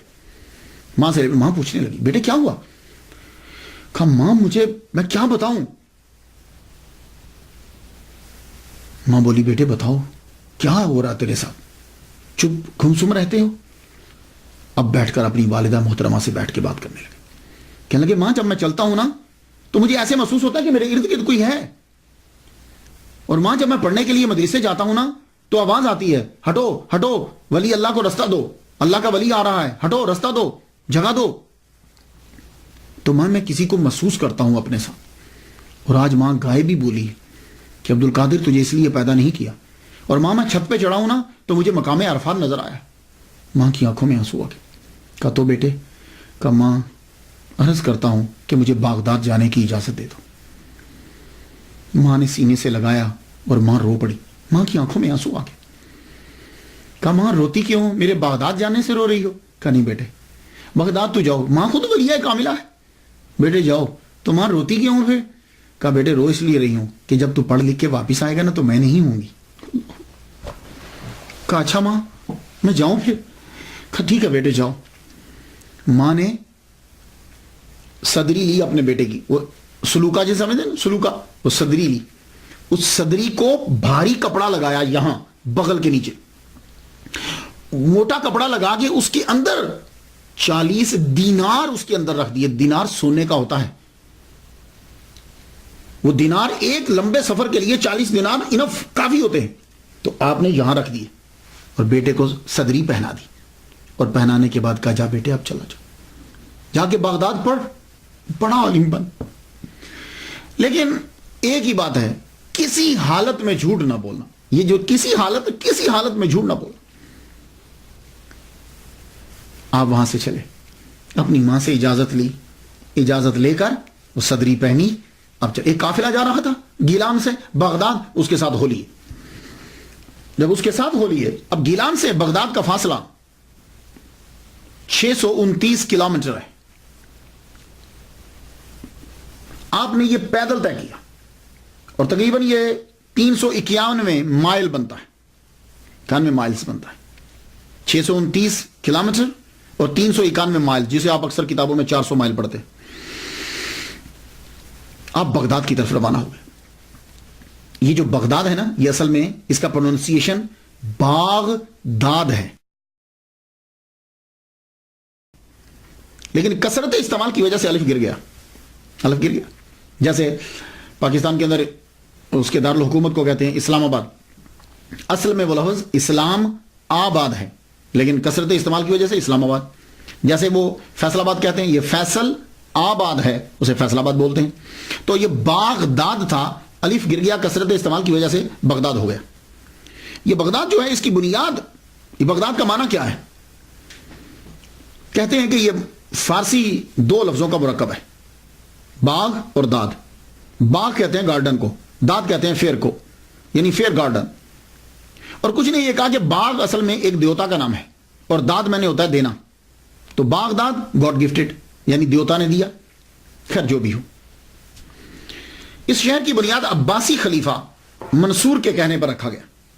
30 جولائی 762 عیسوی میں اس کی بنیاد رکھی گئی۔ اس شہر کو شہرت کی بلندیوں تک پہنچانے والے عباسی خلفاء ہیں۔ اس شہر میں ہاؤس آف حکمت کے نام سے پوری دنیا کی سب سے بڑی لائبریری اس کے اندر تھی، ہاؤس آف وزڈم، یہ لائبریری کا نام تھا۔ سب سے بڑی لائبریری ہماری ہوتی تھی، دنیا سے کتابوں کے تمام زبانوں کے تراجم کر کر کے اس کے اندر لائبریری میں کتابیں رکھی جاتی۔ اور آج بھی عرب دنیا کا یہ دوسرا بڑا شہر ہے، پہلا قاہرہ ہے اور دوسرا یہ ہے عرب دنیا کا، اور اس کی آبادی 72,16,000 اس کی آبادی ہے۔ اب آپ بغداد کی طرف روانہ ہوئے، تو اگر آج کے نقشے میں آپ دیکھیں نا، تو گیلان سے بغداد جو ہے وہ راؤٹ تھوڑا سا چینج ہو، جسے روٹ بولتے ہیں، راؤٹ جو ہے وہ تھوڑا سا چینج ہے. پہلے اب تو بالکل سیدھی لائن یوں کھچتی ہے نا، تو پہلے کیا تھا کہ جب یہ گیلان سے یوں چلتے تھے تو ایسے ہو کر پھر ایسے ہو کر آتے تھے. تو جب آپ گیلان سے یوں سیدھا چلے تو اس طرح سے، اب پتہ نہیں کیا راؤٹ تھا، میں اتنا پرانا مجھے معلوم نہیں ہے. تو کیونکہ میں نے یہ دیکھا ہے کہ ہمدان جو ہے وہ سائڈ پر ہے تھوڑا سا، اور جب عبد القادر گیلانی رحمۃ اللہ علیہ چلے تھے تو تب آپ ہمدان سے ہو کر پھر چلے تھے. تو ہمدان سے ہو کر جب ترنگ کے ویرانے میں پہنچے تو اس وقت 60 ڈاکوؤں نے ایک دم سے اس پورے قافلے کے اوپر حملہ کر دیا. ان قافلوں کے سردار کا نام تھا احمد بدوی. جب انہوں نے قافلے پر حملہ کیا تو وہ رہزن جو ہیں، ڈاکو جو ہے، وہ دیکھتے تھے فیملی کس کی ہے، فیملی پر حملہ کرتے تھے. کیوں؟ اس لیے کہ جن کے ساتھ عورتیں ہوں گی زیور ضرور ہوگا. پھر وہ حملہ کرتے تھے کہ سامان زیادہ لدا ہوا کس کے پاس ہے، کیونکہ جس کے پاس زیادہ جانور ہوں گے، زیادہ سامان ہوگا، وہ تاجر ہوگا، اس کے پاس بھی مال ہوگا. اکیلے آدمی پر توجہ کم دیتے تھے وہ. تو جب وہ ڈاکو جو ہیں فیملی والوں کو لوٹنے لگے تو عبد القادر گیلانی رحمۃ اللہ علیہ بھی کھڑے ہوئے ہیں. ایک پار سے گزرا، اکیلا کھڑا کیا توجہ دے گا، کیونکہ اس کو پتا ہے اکیلے آدمی کے پاس کتنا ہوگا، اور آپ کے پاس تھا بھی کچھ نہیں، نہ سواری ہے اور کچھ ہاتھ میں پکڑا ہوا بھی نہیں. اب تیرے پاس بھی کچھ ہے یا ویسے ہی کھڑے ہوئے ہو؟ ہاں ہاں میں قافلے کے ساتھ ہوں، میرے پاس بھی ہیں 40 دینار. وہ ہنستا ہوا گزر گیا، پاس سے ہنستا ہوا گزر گیا. اب جب سارے قافلے کو لوٹ لیا گیا، بھائی کوئی بچا ہے؟ کوئی قافلے میں اور بھی ہے؟ آپ وہاں کھڑے ہوئے دیکھ رہے تھے. آپ کے پاس اب سردار آیا، آ کے پوچھتا ہے کاکا تیرے پاس بھی کچھ ہے؟ کہنے لگے ہاں ہے. بڑے حیران ہو گئے یار، کیونکہ نارملی آدمی پولیس اور چور ان کے سامنے سچ نہیں بولتا، بندہ بہت کم بولتا ہے سچ. پہلی دفعہ سچ نہیں بولے گا، تفتیش ہوگی، تحقیق ہوگی تو شاید سچ ظاہر ہو جائے. تو اس نے جب پوچھا کہ کیا تمہارے پاس بھی کچھ ہے، تو آپ کہنے لگے ہاں ہے. کہنے لگا کہاں ہے؟ اچھا ٹھہر رک بتاتا ہوں. آپ نے اپنی صدری اتاری، صدری اتار کے آپ نے یہاں سے اتنا موٹا کپڑا پہلے پھاڑا، کپڑا پھاڑ کے اندر سے 40 دینار نکالے. اور کوئی آدمی صدری اتار کر جانچنے بھی لگ جاتا، تلاشنے بھی لگ جاتا تو بھی نہ پا سکتا 40 دینار کو. اس طرح آپ کی والدہ محترمہ نے چھپا کر موٹے کپڑے میں رکھ دیے تھے، بنا بتائے چور بھی اس کو نہیں نکال سکتا تھا. آپ نے اس کو پھاڑ کے اس کے سامنے 40 دینار رکھ دیے. احمد بدوی نیچے اتر آیا، کہنے لگا کاکا لڑکے ایک بات تو بتا یار، یہ تو میں بھی ڈھونڈتا تو میں تلاش نہ کر پاتا، کیونکہ اب دیکھو نا ایک آدمی اس طرح کھڑا ہے تو پیسے یہاں ہوں تو کیسے تلاشیں گے؟ ہاں جیب میں ہو تو کوئی دیکھ سکتا ہے، تم نہ بتاتے تو ہم نہیں تلاش سکتے تھے، تو یہ تم نے چھپایا کیوں نہیں؟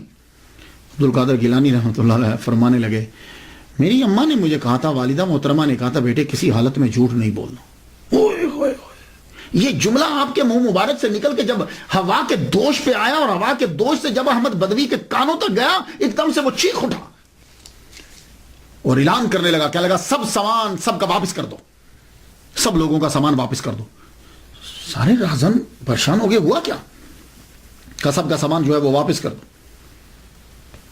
کیوں حضور؟ کہنے لگا یار بس اس لڑکے کو دیکھو، یہ اپنی ماں سے کیا ہوا وعدہ نہیں بھولا، اور احمد بدوی اپنے اللہ سے کیا ہوا وعدہ بھول گیا. نیچے اترا، عبد القادر گیلانی رحمۃ اللہ کے ہاتھ چومے، کہا لڑکے تو نے مجھے رستہ دکھا دیا. اس قدر اس کے اوپر وحشت طاری ہوئی، رات کے سناٹے میں روتا ہوا نکل گیا جنگلوں کی طرف، پھر نہیں پتا چلا کہ کہاں ہوا. عبد القادر گیلانی رحمۃ اللہ علیہ کو 40 دینار واپس کر دیے. اب یہاں ذرا سنو، عبد القادر گیلانی رحمۃ اللہ علیہ بغداد میں پہنچے، سب سے پہلے آپ نے وہ 40 دینار فقیروں میں تقسیم کر دی. سنو یہ ہیں 11ویں والے. تو عبد القادر گیلانی رحمۃ اللہ علیہ نے وہ 40 دینار سب سے پہلے فقیروں کو تقسیم کر دیے. اس کے بعد خالی، لو اس کے بعد خالی، اب اپنے پاس کچھ بھی نہیں ہے. آپ کے نانا سید عبداللہ سومائی رحمۃ اللہ علیہ کہ کوئی جان پہچان والے بغداد کے اندر تھے، ان کے پاس آپ پہنچے. اس میں مختلف روایات ہیں، لیکن میں تسلسل کے ساتھ جو بات کرنا چاہتا ہوں وہ سماعت کیجیے. انہوں نے آپ کو بتلایا کہ دیکھو یہاں 2 مدرسے ہیں بغداد کے اندر اس وقت بڑے، ایک المدرسۃ النظامیہ ہے اور ایک المدرسہ احناف ہے. بتاؤ کس میں داخل ہونا چاہتے ہو؟ حضرت عبداللہ سومئی رحمۃ اللہ علیہ کے مریدین بھی بڑے تھے اور آپ خود بھی ٹھیک ٹھاک تھے. حضرت عبد القادر گیلانی رحمۃ اللہ فرمایا میں المدرسۃ النظامیہ میں داخل ہونا چاہتا ہوں. آپ نے المدرسۃ النظامیہ میں داخلہ کیوں لیا؟ تو میں خواتین و حضرات میں چاہتا ہوں کہ کچھ آپ کی نظر تھوڑی سی ریسرچ ہو جائے. کرامات تو آپ جا کے پڑھ لیں گے اور آپ کی زندگی گزر چکی ان کے بارے میں پڑھتے ہوئے, لیکن میں کچھ اور گوشوں پہ گفتگو کرنا چاہتا ہوں. المدرسۃ النظامیہ میں داخلہ لیا, وجہ کیا تھی؟ وجہ کیا تھی؟ مسلمانوں, جب مسلمانوں کو علم کے بارے میں پتا تھا تو مسلمانوں نے بڑی بڑی یونیورسٹیز قائم کی, اور وہ یونیورسٹیز جو ہوتی تھی وہ سب سے پہلے مدرسہ بنتی تھی. مدرسہ سے ترقی کرتے کرتے وہ یونیورسٹی بن جاتی تھی. مصر کے اندر الازہر یونیورسٹی 970 عیسوی میں اس کی بنیاد رکھی گئی, فاطمی خلفاء نے رکھی تھی, یہ بھی ایک مدرسہ تھا. مراکو میں کراویجین کی 859 عیسوی میں بنیاد رکھی گئی, یہ بھی ایک مدرسہ تھا. ٹمبکٹو میں سینکھور 988 عیسوی میں اس کی بنیاد رکھی گئی, یہ اس وقت بہت بڑی یونیورسٹی, یہ بھی مدرسہ. اور بغداد کے اندر المدرسۃ النظامیہ 1065 عیسوی میں اس کی بنیاد رکھی گئی, اور یہ بھی بہت بڑی یونیورسٹی. اس کو مدرسۃ النظامیہ کیوں کہا جاتا ہے؟ اس کی وجہ یہ ہے کہ اس کا نصاب اور اس کے بنانے میں جو ہاتھ تھا وہ سلجوق بادشاہ کے وزیر اعظم ابو علی حسن بن اسحاق خواجہ المعروف نظام الملک توسی کا تھا. اور آج جب آپ جاتے ہیں, یہ میں درس نظامی پڑھ رہا ہوں, جب آپ مدرسہ میں داخلہ لیتے ہیں, یہ کیا کر رہے ہو؟ میں حفظ کر رہا ہوں. تو آپ کیا کر رہے ہو؟ میں درس نظامی پڑھ رہا ہوں. یہ درس نظامی کیا ہے؟ یہ اس نظام الملک توسی کی وجہ سے درس نظامی, کیونکہ اس نے ہی یہ نظام بنایا تھا, یہ نصاب اس نے بنایا تھا. تو اس مدرسہ کو دریا کے کنارے بغداد میں 1065 میں عبد القادر گیلانی رضی اللہ تعالیٰ عنہ کے داخلہ لینے سے 30 سال قبل 2 سال کے اندر بنا دیا تھا. میرے عبد القادر گیلانی رحمۃ اللہ نے جہاں پڑھا ہے, میں کچھ اس کے بارے میں بھی نظر کر دوں آپ. یعنی آپ کے داخلہ لینے سے 30 سال پہلے اس مدرسے کو بنایا گیا, اور 2 سال کے اندر اس کو دریا کے کنارے کے اوپر بنایا گیا. اور یہ مدرسۃ النظامیہ یہ صرف ایک مدرسہ نہیں ہے, group of institution of higher education کا یہ نام, ایک عمارت کا نام نہیں ہے, یہ گروپ کا نام ہے. پروفیسر فلپ نے کہا ہے کہ مدرسہ نظامیہ پہلا اسلامک علمی ادارہ ہے جس میں پورا سسٹم تھا. کلاسز کے اوقات تھے, کلاسز تھیں اس کے اندر, عملہ تھا, لیولز تھے, فائنل امتحان ہوتا تھا, اسکالرشپ دی جاتی تھی, لائبریری تھی, اور نظامیہ گروپ کے اندر بہت سارے مدارس تھے. تو عبد القادر گیلانی رحمۃ اللہ علیہ نے 1095 عیسوی میں اس کے اندر جا کے داخلہ لیا. اور یہ عظیم یونیورسٹی جس میں عبد القادر گیلانی رحمۃ اللہ پڑھتے ہیں, اس کا سب سے پہلا پرنسپل امام غزالی ہیں. اور یہ وہ عظیم یونیورسٹی جس میں عبد القادر گیلانی رحمۃ اللہ علیہ پڑھتے رہے ہیں, اس میں شیخ سعدی رحمۃ اللہ علیہ بھی پڑھتے رہے. اور یہ عظیم یونیورسٹی جس میں عبد القادر گیلانی رحمۃ اللہ علیہ پڑھتے رہے ہیں, اس کے پرنسپل علامہ ابن جوزی بھی رہے ہیں. اللہ اکبر. تو آپ یہ مدرسۃ النظامیہ جو تھا, اس کے اندر اس میں زیادہ تر شافعی فقہ, حنبلی فقہ پڑھائی جاتی تھی, اور فلسفہ جو تھا وہ اشعری تھا. اسی لیے عبد القادر گیلانی رحمۃ اللہ علیہ شافعی اور حنبلی دونوں پہ فتویٰ دیا کرتے تھے. خیر, آپ خود مجتہد اجتہاد کے مقام پہ فائز تھے. تو یہاں جو ہے اس کے اندر آپ نے تعلیم دی. تو ابتدائی 20 دن جو ہیں آپ کے تو فاقے میں گزر گئے. داخلہ لے لیا, اس کے اندر داخلہ مل گیا. 488 ہجری سے آپ کا تعلیمی سفر شروع ہو گیا. 488 ہجری سے 18 سال کی عمر سے. اور یہ سفر 496 ہجری تک رہا, 8 سال تک رہا. آپ نے حفظ تو اپنی والدہ ماجدہ سے کیا, فارسی زبان تو آپ کی مادری زبان تھی. اب آ کے آپ نے سب سے پہلے عربی پڑھی, عربی ادب پڑھا, تفسیر, قرآن, حدیث, فقہ, اصول فقہ, کلام, معانی, انصاب, تاریخ سب پڑھ لو. 8 سال کے اندر ہر شعبے کے اندر آپ نے پی ایچ ڈی کر لی, اور یہ بھی آپ کی کرامت ہے. اور خود فرماتے ہیں درست العلم حتی صرت کتبا. اب دوران تعلیم آپ کی جو زندگی گزری ہے وہ بڑی مشکل, اور یہ سارے جتنے طلباء خاص طور پر یہ میری تقریر سنیں گے, ان طلباء کے لیے یہ لایا عمل ہے. یہ چیزیں ہوتی ہیں اولیاء کرام کی. جتنے طلباء گھر سے پڑھنے کے لیے آتے ہیں, اب یہ ذرا یہ حصہ ضرور سنیے گا. آپ جب پڑھنے کے لیے آئے تو کیا ہوا آپ کے ساتھ؟ اصل میں آپ کے نانا امیر تھے, وہ وہاں سے پیسے بھیجتے, آپ شام سے پہلے, سورج ڈوبنے سے پہلے وہ پیسے آپ تقسیم کر دیتے اور خود پھر فاقو. اس کا نتیجہ یہ نکلا کہ المدرسہ النظامیہ سے رہائش آپ کو نہیں ملی, رہائش آپ سے لے لی گئی, رہائش آپ سے لے لی گئی, کیونکہ یہ مدرسہ جو ہے یہ ہائی لیول کا مدرسہ تھا. جیسے آج کل آپ ہارورڈ یونیورسٹی امریکہ بول لیں, آکسفورڈ یونیورسٹی لندن میں چلے جائیں, اسلامک یونیورسٹی پاکستان اس طرح کی ازہر یونیورسٹی میں چلی جائیں, تو بھائی فیسیں دینا پڑتی ہیں. تو آپ کیا کرتے تھے, جو پیسے آتے اسی وقت غریبوں کو دے دیتے, اور جتنے فقراء بیٹھے ہوتے خانقاہ میں جا کے دے دیتے, تو پھر باقی کیا بچتا, فیس کہاں سے دیں گے؟ تو آپ کو رہائش آپ سے واپس لے لی گئی. جب رہائش واپس لے لی گئی, لیکن اتنا کیا گیا کہ کہا چونکہ آپ محنتی ہو, پڑھتے بہت اچھا ہو, اس لیے ہم آپ کو سبق پڑھنے کی اجازت دیتے ہیں, رہائش کی نہیں. تو آپ عبد القادر گیلانی رحمۃ اللہ علیہ کیا کرتے, آپ المدرسہ النظامیہ میں جاتے, سبق پڑھتے, اس کے بعد کتاب لے کے واپس جنگل میں چلے جاتے. اب دھوپ ہے یا بارش ہے, اب وہاں بیٹھے آپ پڑھ رہے, دھوپ ہو جاتی تو کتاب بچ جاتی, بارش ہوتی تو اب کتاب کو بچانے کے لیے چلتے. سر کے اوپر ایک امامہ شریف ہوتا پرانا, اور ایک جبہ آپ نے زیب تن کیا ہوتا, بس اس طریقے سے آپ نے پڑھا. اور کئی دن تک آپ کو کھانا نہیں ملتا, اور آج تو مدرسہ کے اندر کھانے ملتے ہیں, کئی دن تک کھانا آپ کو نہیں ملتا. اور اگر کھانا ملتا بھی ہے, پیسے آتے بھی ہیں, تو فوراً فقراء میں تقسیم کر دیتے یا غریب طلباء میں تقسیم کر دیتے. آپ فرماتے ہیں کہ میں وہاں پڑھتا رہا, اور طالب علمی 8 سالہ دور کس طرح گزاریں گے. فرماتے ہیں کہ ایک مرتبہ کیا ہوا کہ ایک یعقوبہ شہر کے بارے میں پتا چلا کہ وہاں کے لوگ جو ہیں بڑے اچھے ہیں, کیونکہ وہاں شیخ شریف یعقوبی رحمۃ اللہ علیہ, اللہ کے ولی, بہترین مقرر, وائز, ان کی وجہ سے وہ لوگ بڑے ہی نرم دل ہیں. وہ کیا کرتے ہیں کہ جب ان کی فصل پک جاتی ہے تو وہ غربا کو, فقراء کو, طلباء کو جو ہے وہ فصل میں سے دیتے ہیں. تو لڑکوں نے یہ کہا کہ آؤ عبد القادر تم بھی چلو ہمارے ساتھ.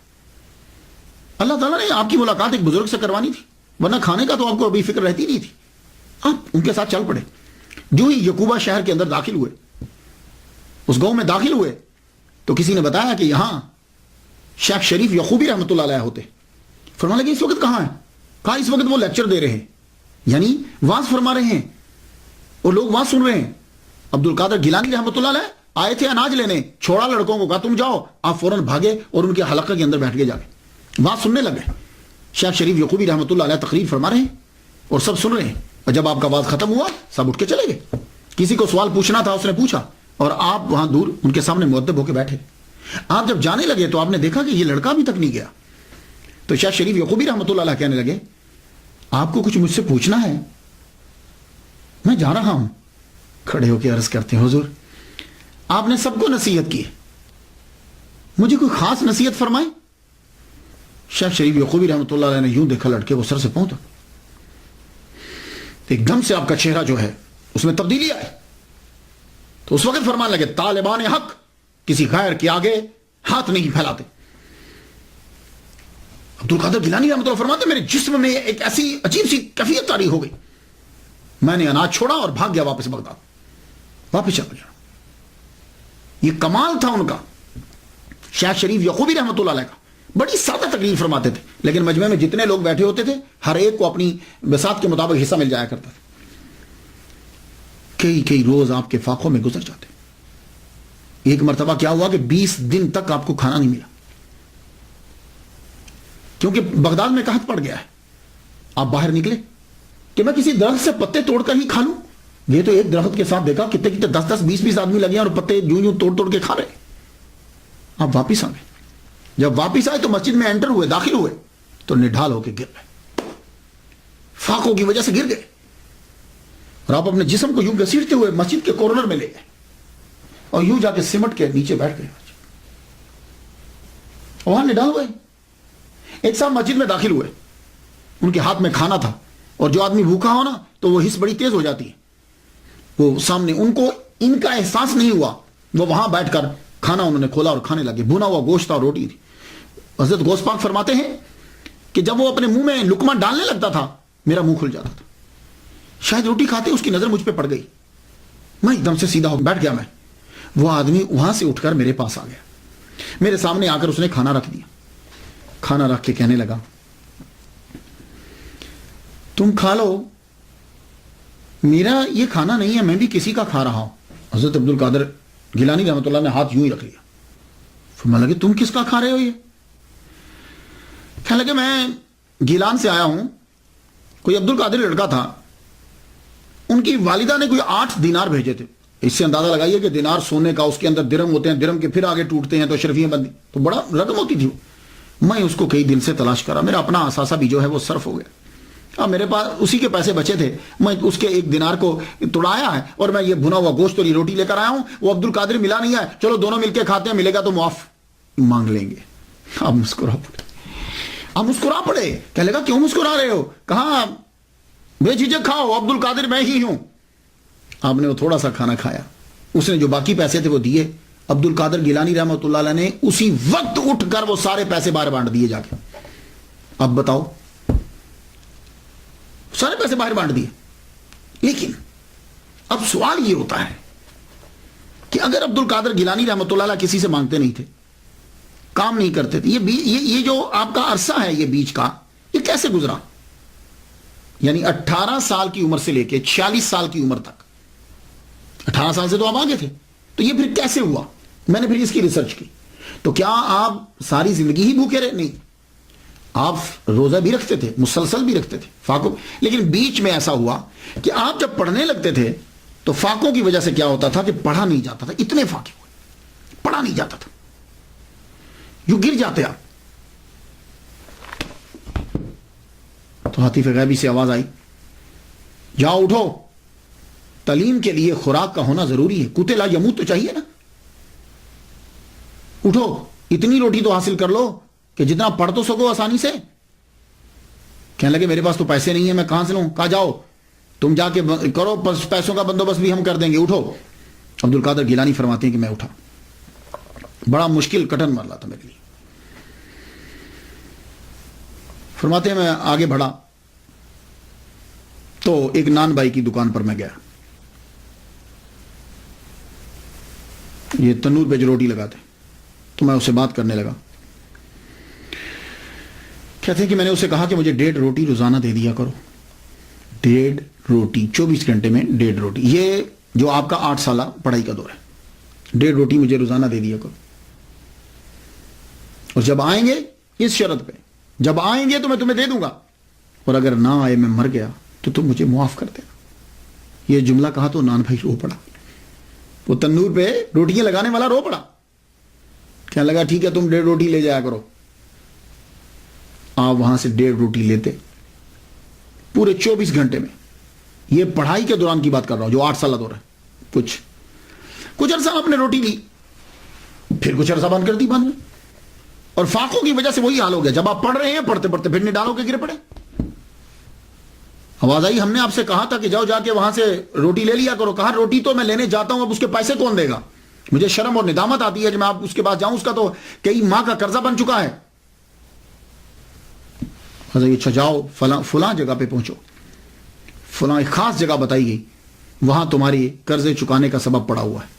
آپ وہاں پہنچے، جگہ کو کوئی نہیں جانتا تھا. آپ اس جگہ پہ گئے تو سونے کا ٹکڑا وہاں چھوٹا سا پڑا ہوا تھا. آپ نے وہ لیا، اسے بیچا اور نان بھائی کا قرضہ جو ہے وہ چکا دیا.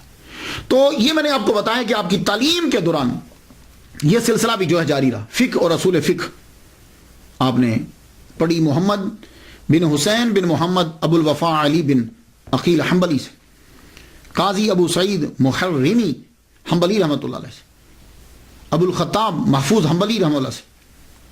اور ادب آپ نے ابو زکریا یحییٰ بن علی سے پڑھا. حدیث آپ نے محمد بن حسن باقلانی، شیخ ابو سعید بن عبد القریم، شیخ ابو الغنائم محمد بن علی بن محمد، ابو طاہر عبد الرحمن بن احمد، محمد بن مختار الحاشمی، علی بن احمد القرحی، عبد القادر بن محمد بن یوسف. ان جیسے جید محدثین سے آپ نے حدیث کو پڑھا. اور یہ بھی آپ کی کرامت ہے کہ 8 سال کے اندر ہر علم کے اندر PhD کر لی. درست العلم حتی صرت قطبا، میں نے اتنا علم پڑھا کہ میں قطب بن گیا. اور قطب ولایت کے اندر سب سے اعلی درجہ ہے. اب 26 سے 46 سال، یہ 20 سال کا عرصہ بنتا ہے. اب آپ کا تصوف کی طرف رجحان تو خیر بچپن ہی سے تھا. اب تکوینی ولی ہے. تکوینی ولی وہ ہوتا ہے جو پیدائشی ولی ہو. تشریعی ولی وہ ہوتا ہے کہ جو عبادت کر کر کے ولی بنتا ہے. آپ تکوینی ولی ہیں. آپ کے بابا کی تربیت، آپ کی ماما کی تربیت، آپ کے نانا کی تربیت، اور خود آپ نے 18 سال جو گزارے، تصوف ہی تصوف ہے. لیکن پھر بھی آپ بغداد کے اندر ایک بہت مشہور خانقاہ تھی، وہ خانقاہ تھی حضرت حماد بن مسلم شامی رحمۃ اللہ علیہ کی، سما بغدادی. یہ شام کے رہنے والے تھے. انہوں نے علم کچھ نہیں پڑھا ہوا تھا، امی تھے، لیکن علم تو نہیں پڑھا تھا، لیکن باطنی میں ان سے کوئی بڑا نہ تھا. آپ ان کی محفل میں پہنچے. اب یہاں دو روایات ہیں، میں نے جو تحقیق کی مجھے دو طرح سے اشارے ملے کتابوں سے، معاف کیجیے گا، کتابوں سے دو طرح کے اشارے ملے. ایک تو یہ ہے کہ آپ جب بغداد آئے ہیں تو پہلے ان سے ملاقات ہوئی ہے کہ آپ انہی کی خانقاہ میں ٹھہرے. ایک یہ اشارہ کہ آپ جب تشریف لائے تو آپ نے یہ جو حضرت حماد بن مسلم ہے، یہ شام سے آ کر انہوں نے یہاں خانقاہ بنائی تھی، اور آپ کے پاس فقراء رہتے تھے، تو آپ ان کے پاس آئے. تو جب آئے تو آپ نے ان کو دیکھتے ہوئے فرمایا کہ تم ظاہری علم جا کر پڑھو، ظاہری علم پڑھو جا کر. اور آپ نے مدرسہ نظامیہ وغیرہ میں جا کے پھر داخلہ لیا. ایک یہ مجھے اشارہ کتابوں سے یہ ملا. مگر وقتاً فوقتاً آپ ان کے پاس آتے رہتے تھے، تعلیم کے دوران بھی آتے اور بیٹھتے. بہت سے تصوف کے مسائل اور مشکل جو چیزیں وہ حل ہوئی ان سے. اور آپ فرمایا کرتے تھے کہ یہ جو اجمی ہے نا، کیونکہ آپ فارسی بولتے تھے نا، یہ جو اجمی ہے نا ایک دن ولایت کے بڑے اعلیٰ مرتبہ پر فائز ہوگا. اور میں دیکھ رہا ہوں کہ 2 جھنڈے اس کے سر کے اوپر ہیں اور اس کی آسمانوں پر بڑی شہرت ہے. یہ حضرت حماد بن مسلم کہہ رہے ہیں. اور دوسرا نظریہ یہ ہے کہ آپ کی ملاقات حضرت حماد سے تحصیل علم کے بعد ہوئی ہے. یہ دوسرا جو مجھے کتابوں سے اشارہ ملا. وہ کیسے کہ جب آپ نے تمام علوم 8 سال کے اندر جب آپ نے پڑھ لیا، پڑھنے کے بعد بغداد کی حالت آپ نے دیکھی تھی، فتنہ و فساد ہر جگہ، عیاشی ہے، لوگ دین سے ہٹے ہوئے ہیں. تو آپ نے بھی اپنی کتابیں پکڑی، جنگل کی طرف چل پڑے، نکلے.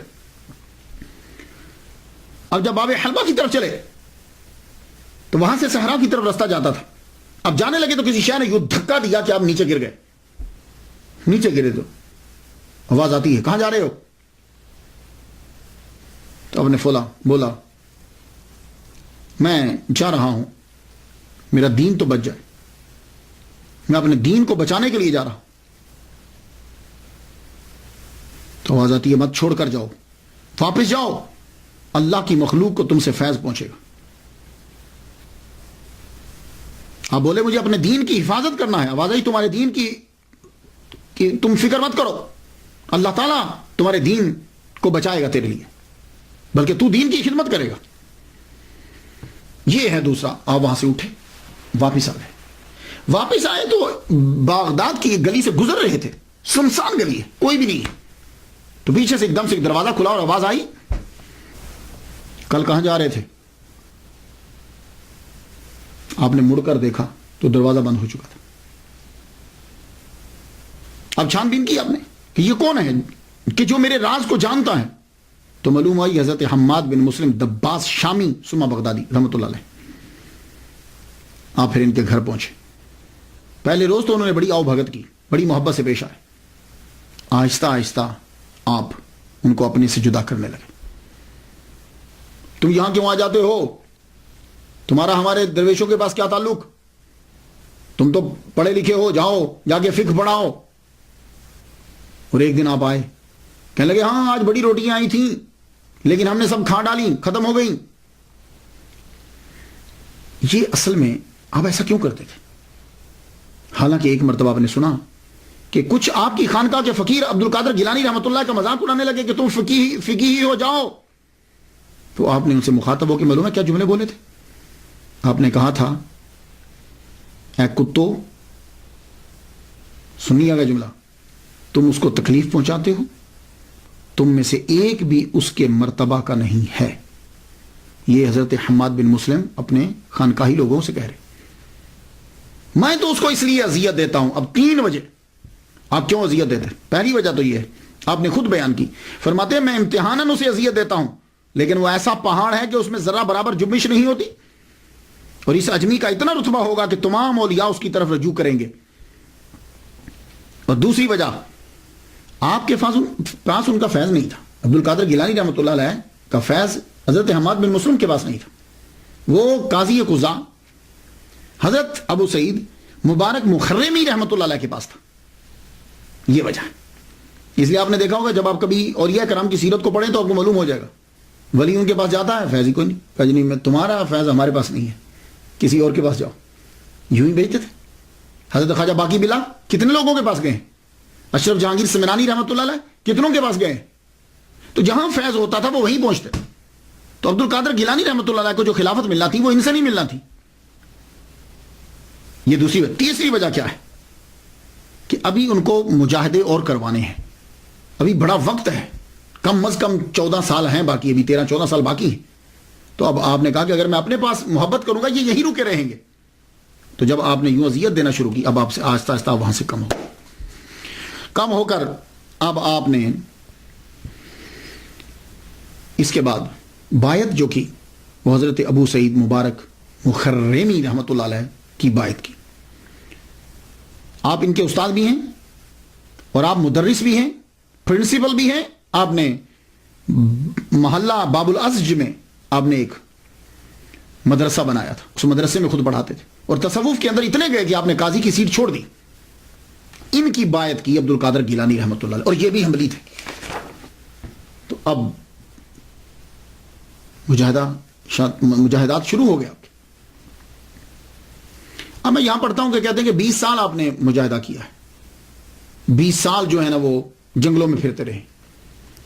تو یہاں میں عرض کرنا چاہوں گا کہ جب ہم دیکھتے ہیں، سالوں کو گنتے ہیں، ان پہ تحقیق کرتے ہیں، تو کچھ لوگ جو ہیں وہ محبت میں آ کے سال بڑھا دیتے ہیں کہ اتنے سال مشقتیں اٹھائیں، اتنے لوگوں سے ملے. لیکن وہ جب ہم تحقیق کرتے ہیں تو یہ کوئی ضروری نہیں ہوتا کہ ایک آدمی 40 سال مجاہدے کرے گا ہی تو مرتبہ ملے گا. ہو سکتا ہے کہ ان کو ایک دن میں مل جائے، کوئی دن بڑھانے کی ضرورت نہیں ہوتی. اب یہ جو کہا گیا کہ 20 سال تک آپ جو ہے وہ مجاہدے کرتے رہے، اب ذرا دیکھ لیجئے. میرے نزدیک یہ صرف کچھ دورانیہ 13 سال کا بنتا ہے. وہ کس طرح؟ اب ذرا دلیل سن لیجئے. 18 سال کی عمر میں آپ نے تعلیم شروع کی، تو 8 سال بغداد میں مختلف مدارس میں آپ پڑھتے رہے. کتنی عمر ہوگی؟ 18 اور 8 26. پھر آپ نے مجاہدہ شروع کیا. ٹھیک ہے. تو حضرت ابو سعید مبارک مخرمی رحمۃ اللہ علیہ نے آپ کو خلافت دی. خلافت دینے کے بعد آپ کو اپنے مدرس کا انچارج، مدرسے کا انچارج بنایا، اور وہیں آپ کو تدریس کے لیے بھی بولا. تو آپ جانتے ہیں کہ مبارک مخرمی حنبلی رحمۃ اللہ علیہ کا وصال 513 میں ہوا ہے، 513 ہجری میں ہوا ہے. اور اس وقت حضرت عبد القادر گیلانی رحمۃ اللہ علیہ کی عمر 43 سال تھی. تو کم از کم اگر پیر کی موجودگی میں 3 سال بھی پڑھایا ہو تو آپ کی عمر 40 سال تو تھی جب آپ مدرسے میں ہوئے. تو جب مجاہدہ چھوڑا اور تدریس شروع کی 40 سال تو عمر ہونی چاہیے. تو اب آپ خود سوچ لیجئے کہ 26 سال کی عمر میں تو آپ پڑھ کر فارغ ہوئے ہیں، تو اب 26 کے بعد کتنے لگائیں گے آپ کے 40 بن جائیں. تو اسی لیے میں کہتا ہوں کہ آپ کا دورانیہ جو ہے وہ 13-14 سال کا ہے، اور اس میں 11 سال آپ کا مجاہدہ جو ہے وہ برج کا ہے. ہاں اگر کوئی صاحب یہ کہتے ہیں کہ جی ہم ان کا مجاہدہ جو ہے وہ دوران تعلیم کا دورانیہ جو ہے وہ بھی شامل کرتے ہیں، تو ٹھیک ہے، پھر اس کے پھر بن جاتا ہے کہ اگر آپ یہ کہیں کہ وہ بھی مجاہدہ ہی تھا. آپ نے پڑھا، پڑھنے کے بعد اب آپ ریاضت اور مجاہدے کے لیے اپنے پیر کی کہنے کے اوپر حضرت خضر علیہ السلام بھی آپ کی تربیت کر رہے. پہلے وہ سال کے بعد آتے تھے، 3 سال تک انہوں نے اسی طرح کیا. وہ 1 سال میں آتے، پھر سال کے بعد آتے، پھر سال کے بعد آتے، پھر اس کے بعد آپ زیادہ آنے لگ گئے، آپ کی تربیت کرتے. بلکہ بعض اوقات تو ایسا ہوتا کہ آپ رہتے ہی ان کے ساتھ. اب انسان کی جو بھری جوانی ہوتی ہے، 40 سال تک انسان کی تقریباً جوانی رہتی ہے اگر وہ اپنی چیزوں کو سنبھال کے رکھے. 40 سال تک تو رہتی. اب 40 سال کے اندر عبد القادر گیلانی رحمۃ اللہ علیہ کے کردار پر کوئی آدمی انگلی نہیں اٹھا سکتا کہ وہ یہ کہے کہ یہ عبد القادر گیلانی رحمۃ اللہ نے یوں کیا. ولادت سے لے کے 40 سال تک یہ بھری جوانی کا ٹائم ہے.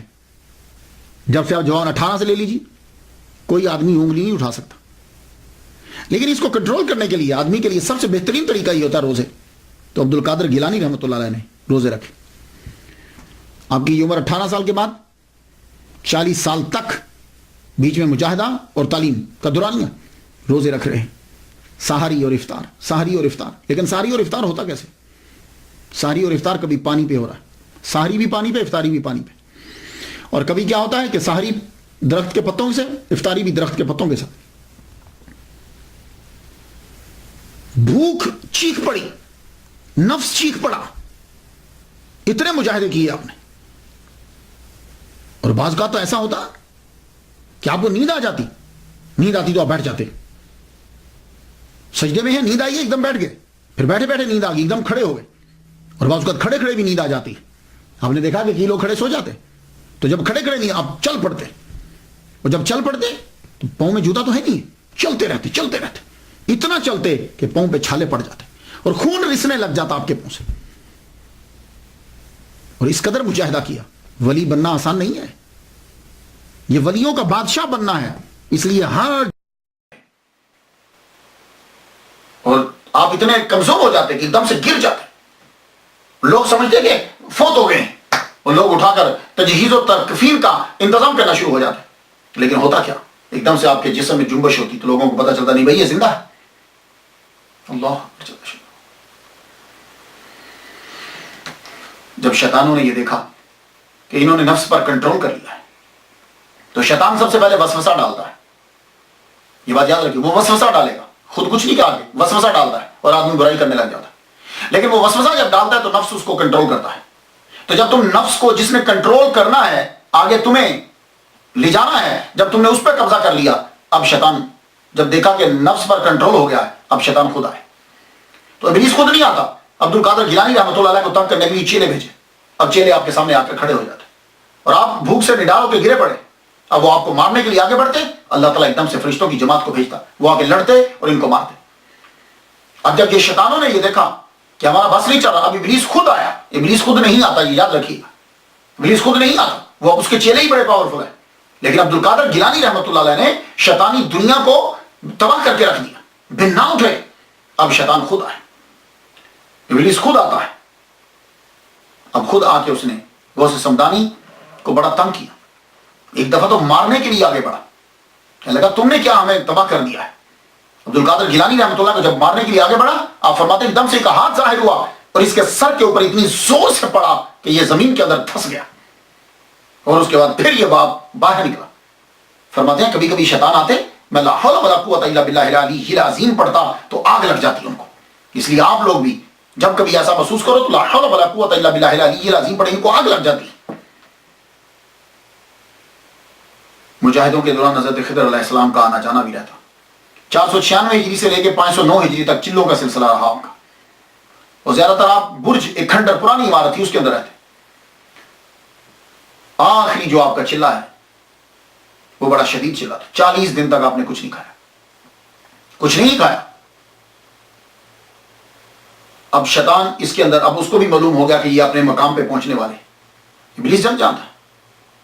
اب اس نے کیا حربہ استعمال کیا، شدید گرمی، پیاس آپ کو لگی ہے، 40 دن ہو چکے ہیں. اب بادلوں میں آ جاتا اور آ کے کہتا ہے عبد القادر، اب یہ بہت بڑا اس جگہ پر آ کے بڑے بڑے ولی جو ہیں وہ پھسل جاتے ہیں. اے عبد القادر جاؤ، میں نے ساری نمازیں تم پہ معاف کر دی. کیونکہ آپ اس چلوں کے اندر بھی 5 وقت کی نماز ادا کر رہے ہیں. اب سوچئے کہ ایک آدمی نے 40 دن سے کچھ نہیں کھایا، وہ اٹھ کر کیسے نماز پڑھے گا؟ لیکن آپ نماز پڑھ رہے ہیں. جاؤ، میں نے اپنی نمازیں تم پر معاف کر دی، میں تم سے خوش ہوا. آپ نے ایک دم سے سوچا محمد مصطفیٰ صلی اللہ علیہ وسلم پر معاف نہیں ہوئی، حضور حضرت امام حسین رضی اللہ تعالیٰ عنہ کو معاف نہیں ہوئی، مجھے کس طریقے سے معاف ہو گئی؟ مجھے یہ کیسے معاف ہو گئی؟ کہنے لگے لا حول ولا قوت الا باللہ العلی العظیم. جب آپ نے یہ پڑھا ایک دم سے دھواں بن کر شیطان غائب ہو گیا. غائب ہوا تو جاتے ہوئے پھر ایک چوٹ لگا گیا. کہنے لگا عبد القادر تیرے علم نے تجھے بچا لیا. آپ نے فرمایا نہیں، خدا کے فضل نے مجھے بچا لیا. یہ چیزیں تھیں. اب یہ آخری تھا آپ کا. شیطان بھاگ گیا. اس نے کہا میں یہاں کامیاب نہیں ہو سکتا. اس لیے عبد القادر گیلانی رحمۃ اللہ کی کوئی بھی چیز ہو، ان کی فاتحہ یا ان کی نیاز یا ان کا کوئی، اس کے پاس شیطان بھڑکتا تک نہیں، کیونکہ وہ ایک مایوس ہو گیا، وہ کبھی بھی قریب نہیں آئے. عبد القادر جیلانی رحمۃ اللہ کے قریب کبھی نہیں آتا. تو آپ نے اب جب آخری ہے اللہ اکبر جل شانہ، اب آرڈر آ گیا آپ کے پیر و مرشد ابو سعید مبارک مخرمی رحمۃ اللہ علیہ کو آرڈر آیا. یا میں عرض کر جاؤں کہ اکثر بہت ساری کتابوں میں 80% بکس کے اندر میں نے مخزومی پڑھا ہے. یہ مخزومی نہیں ہے، ابو سعید مبارک مخزومی نہیں ہے، یہ بات یاد رکھیے گا. یہ مخرمی ہے. مخرم یہ محلہ ہے بغداد کے اندر، تو یہ وہاں رہتے تھے اس لیے مخرمی کہتے ہیں ان کو. تو آپ بھی تھوڑی سی جو ہے تصحیح کر لیجئے گا، مخرمی ہے. تو آپ کو آرڈر آیا کہ جائیے اب آپ اپنے مرید کو لے آئیے. آپ کے مرید کو آنا چاہیے اور اسے معاشرے کی طرف لے آئیے تاکہ لوگ اس سے مستفید ہوں. حضرت ابو سعید مبارک مخرمی رحمۃ اللہ علیہ گئے، فرمانے لگے اب تمہارا وقت پورا ہو گیا، اب تم میرے گھر چلے آؤ. آپ یہ کہہ کے واپس گھر آ گئے. واپس آئے تو آپ وہیں پڑے ہوئے، پڑے رہے. تھوڑی دیر کے بعد حضرت خضر علیہ السلام آئے. خضر علیہ السلام آئے تو آپ فرمانے لگے جاؤ تمہارے پیر تمہارا انتظار کر رہے ہیں، پہنچو وہاں تم، اب معاشرے کو تمہاری ضرورت ہے. آپ اپنی طاقت کو جمع کرتے ہوئے اٹھے. جب پہنچے تو دیکھا ابو سعید مبارک مخرمی رحمۃ اللہ علیہ دروازے کے اوپر کھڑے انتظار کر رہے ہیں اور دیکھ کے مسکرانے لگے اور ویسے پیار سے کہنے لگے کیا ہمارا کہنا کافی نہیں تھا کہ خضر علیہ السلام کو جا کر کہنا پڑا. اندر گئے تو حضرت عبد القادر گیلانی رحمۃ اللہ علیہ فرماتے ہیں کہ اس وقت انہوں نے مجھے اپنے ہاتھوں سے روٹی کے یوں لقمے کر کر کے میرے منہ میں ڈالے. 40 دن سے یہ آخری چلا میرے منہ میں ڈالا. جو لقمہ میرے حلق سے نیچے اترتا تھا فرمان لگے مرتبہ اور درجہ بلند ہوتا جاتا تھا. روٹی ختم ہوئی تمام چیزیں مجھ پر آشکار ہو گئی، ظاہر ہو گئی. پھر آپ نے مجھے اپنا جبہ مبارک جو ہے وہ عطا کیا اور اسی وقت خلافت عطا فرما دی. تو حضرت الغوث الاعظم مرید ہے ابو سعید مبارک مخرمی حنبلی رحمۃ اللہ علیہ کے. یہ مرید ابو الحسن علی کرشی ہنکاری. یہاں بھی عرض کر جاؤں یہ لفظ جو ہے یہ حکار ہے. حکار کردوں کا ایک قبیلہ ہے. اکار بھی کہیں لکھا ہوا ہے، حکاری سے کہتے ہیں. یہ حکاری ہنکار بھی ہے، ہنکار ایک پہاڑ کا نام ہے. نہکاری بھی میں نے کہیں پڑھا ہے لیکن حکاری صحیح لفظ ہے، نہکاری یا ہنکاری. یہ مرید ہے محمد یوسف ترتوسی رحمۃ اللہ علیہ. یہ مرید عبد الواحد تمیمی رحمۃ اللہ علیہ کے. یہ مرید عبد العزیز جمنی رحمۃ اللہ علیہ کے. یہ مرید حضرت ابوبکر شبلی رحمۃ اللہ علیہ کے. یہ مرید حضرت جنید بغدادی رحمۃ اللہ علیہ کے. اور یہ مرید حضرت سری سقطی رحمۃ اللہ علیہ کے. اور یہ مرید حضرت معروف کرخی رحمۃ اللہ علیہ کے. اور یہ مرید حضرت داؤد طائی رحمۃ اللہ علیہ کے. اور یہ مرید حضرت حبیب اعجمی رحمۃ اللہ علیہ کے. اور یہ مرید تھے حضرت حسن بصری رحمۃ اللہ علیہ کے. اور حضرت حسن بصری رحمۃ اللہ مرید حضرت مولا علی شیر خدا رضی اللہ عنہ. تو مولا علی شیر خدا نے وہ جبہ عطا فرمایا تھا تو وہ جبہ جو ہے انہیں مل گیا. خلافت جب ملی تو اب آپ نے فرمایا کہ دیکھو اب تمہاری تمام چیزیں مکمل ہو گئیں، اب تم میرے مدرسے میں پڑھانا شروع کر دو. تو آپ کے بنائے ہوئے مدرسے کا انچارج دے دیا. حضرت انچارج جب بنا دیا تو اسی مدرسے کا نام بعد میں مدرسہ قادریہ بنا. اسی مدرسے میں اب آپ کا روزہ طہرہ ہے. سن لیا آپ نے. تو حضرت حماد بن مسلم جو دباس شامی تھے بغدادی رحمۃ اللہ، ان کا وصال 525 ہجری میں ہوا. تب الغوث الاعظم رحمۃ اللہ علیہ کی عمر 55 سال تھی اور آپ کا مزار بھی بغداد کے اندر ہی ہے. حضرت ابو سعید مبارک مخرمی رحمۃ اللہ علیہ 513 ہجری میں آپ کا وصال ہوا. اس وقت حضرت غوث الاعظم رحمۃ اللہ علیہ کی عمر 43 سال تھی اور آپ کا مزار مبارک بھی آپ کے قائم کردہ مدرسہ میں ہی ہے. اللہ اکبر جل شانہ. اس کے بعد آپ نے تدریس اور تقریر شروع کر دی. پہلے تدریس شروع کی، تقریر آپ نے شروع نہیں کی. تدریس شروع کی اور آپ نے پڑھانا جب شروع کیا اسی مدرسے کے اندر فجر سے ظہر تک تفسیر، حدیث، فقہ، اصول فقہ پڑھاتے. ظہر کی نماز کے بعد آپ تجوید پڑھاتے. آہستہ آہستہ جو ہیں لوگ آپ کے مدرسہ میں آنا شروع ہو گئے. جب آپ پڑھانے لگے تو آپ ظہر سے تھوڑی دیر پہلے آپ کیلولہ کیا کرتے تھے. جب آپ کی عمر جو ہے وہ 51 سال کے قریب ہوئی، 51 سال آپ کی عمر ہو گئی، پڑھاتے ہوئے تقریباً آپ کو 10 سال گزر گئے. 51 سال آپ کی عمر ہوئی تو قیلولہ فرما رہے ہیں کہ حضور صلی اللہ علیہ وسلم کا دیدار ہو گیا. اور آپ دیکھتے ہیں یوں سرکار صلی اللہ علیہ وسلم جلوہ فرما ہے اور آپ فرمانے لگے عبد القادر تو پڑھاتا کیوں نہیں، تقریر کیوں نہیں کرتا؟ عرض کی حضور یہ سب لوگ عربی بولتے ہیں، میں فارسی ہوں، اجمی ہوں، کیسے تقریر کروں؟ تو اسی وقت عالم رویا میں دیکھ رہے ہیں حضور صلی اللہ علیہ وسلم نے اپنا لعاب دہن ان کے منہ میں 7 مرتبہ ڈالا. فرمانے لگے آج سے تقریر شروع. اللہ اکبر جل شانہ. آج سے تقریر شروع. اور آپ جب اٹھتے ہی آپ نے اعلان کیا کہ ظہر کی نماز کے بعد میں تقریر کروں گا. تو یہ پہلی تقریر کہ ظہر کی نماز کے بعد جو ہے وہ میں تقریر کروں گا آپ نے اعلان کر دیا. جو ہی آپ ممبر پہ بیٹھے چند آدمی آگے تھے آپ کے، وہ جو شاگرد تھے کچھ وہ کچھ نمازی، آپ ممبر پہ بیٹھے اب تقریر کرنے لگے. تو آدمی جب ایک دم سے پہلی تقریر اور پھر بہت زیادہ علم ہو کہاں سے شروع کرے، پھر ایک دم ایک عجیب سی کیفیت طاری ہوئی. دیکھتے ہیں کہ مولا علی شیر خدا نظر آ رہے ہیں. فرماتے ہیں بیٹے تقریر شروع کیوں نہیں کرتے؟ کہا جھجک ہو رہی ہے. آپ نے 6 مرتبہ اپنا لعاب دہن ان کے منہ مبارک میں ڈالا. اب جو تقریر شروع کی، جس کے منہ مبارک میں نبی کا لعاب دہن ہو، مولا علی کا ہو، اللہ اکبر. ایک علم کا شہر ہے، دوسرا علم کا دروازہ ہے. اب غوث اعظم کے منہ سے کیوں نہیں نکلے گا سمندر؟ اللہ اکبر جل شانہ. تو 3 دن آپ تقریر فرماتے تھے، جمعہ کے دن، اتوار کے دن، منگل یا سوموار، ان دونوں کو بدل لیتے تھے. 3 دن آپ تقریر فرمایا کرتے تھے. آہستہ آہستہ مجمع بڑھنے لگ گیا، مسجد کم پڑ گئی، مدرسہ کم پڑ گیا، خانقاہ کم پڑ گئی. اس کے بعد باہر جو ہے وہ مجمع لگنے لگا. 70,000 تک آپ کا مجمع جو ہے وہ بڑھا. اللہ اکبر جل شانہ. 70,000 آدمی آپ کی تقریر سننے کے لیے آتے. 400 قلم دوات صرف پڑے ہوتے تھے جو آپ کی تقریر لکھتے تھے. پڑھنے کا طریقہ جو ہے وہ اس طرح ہوتا کہ ایک سب سے پہلے سید مسعود رحمۃ اللہ علیہ وہ تلاوت فرماتا.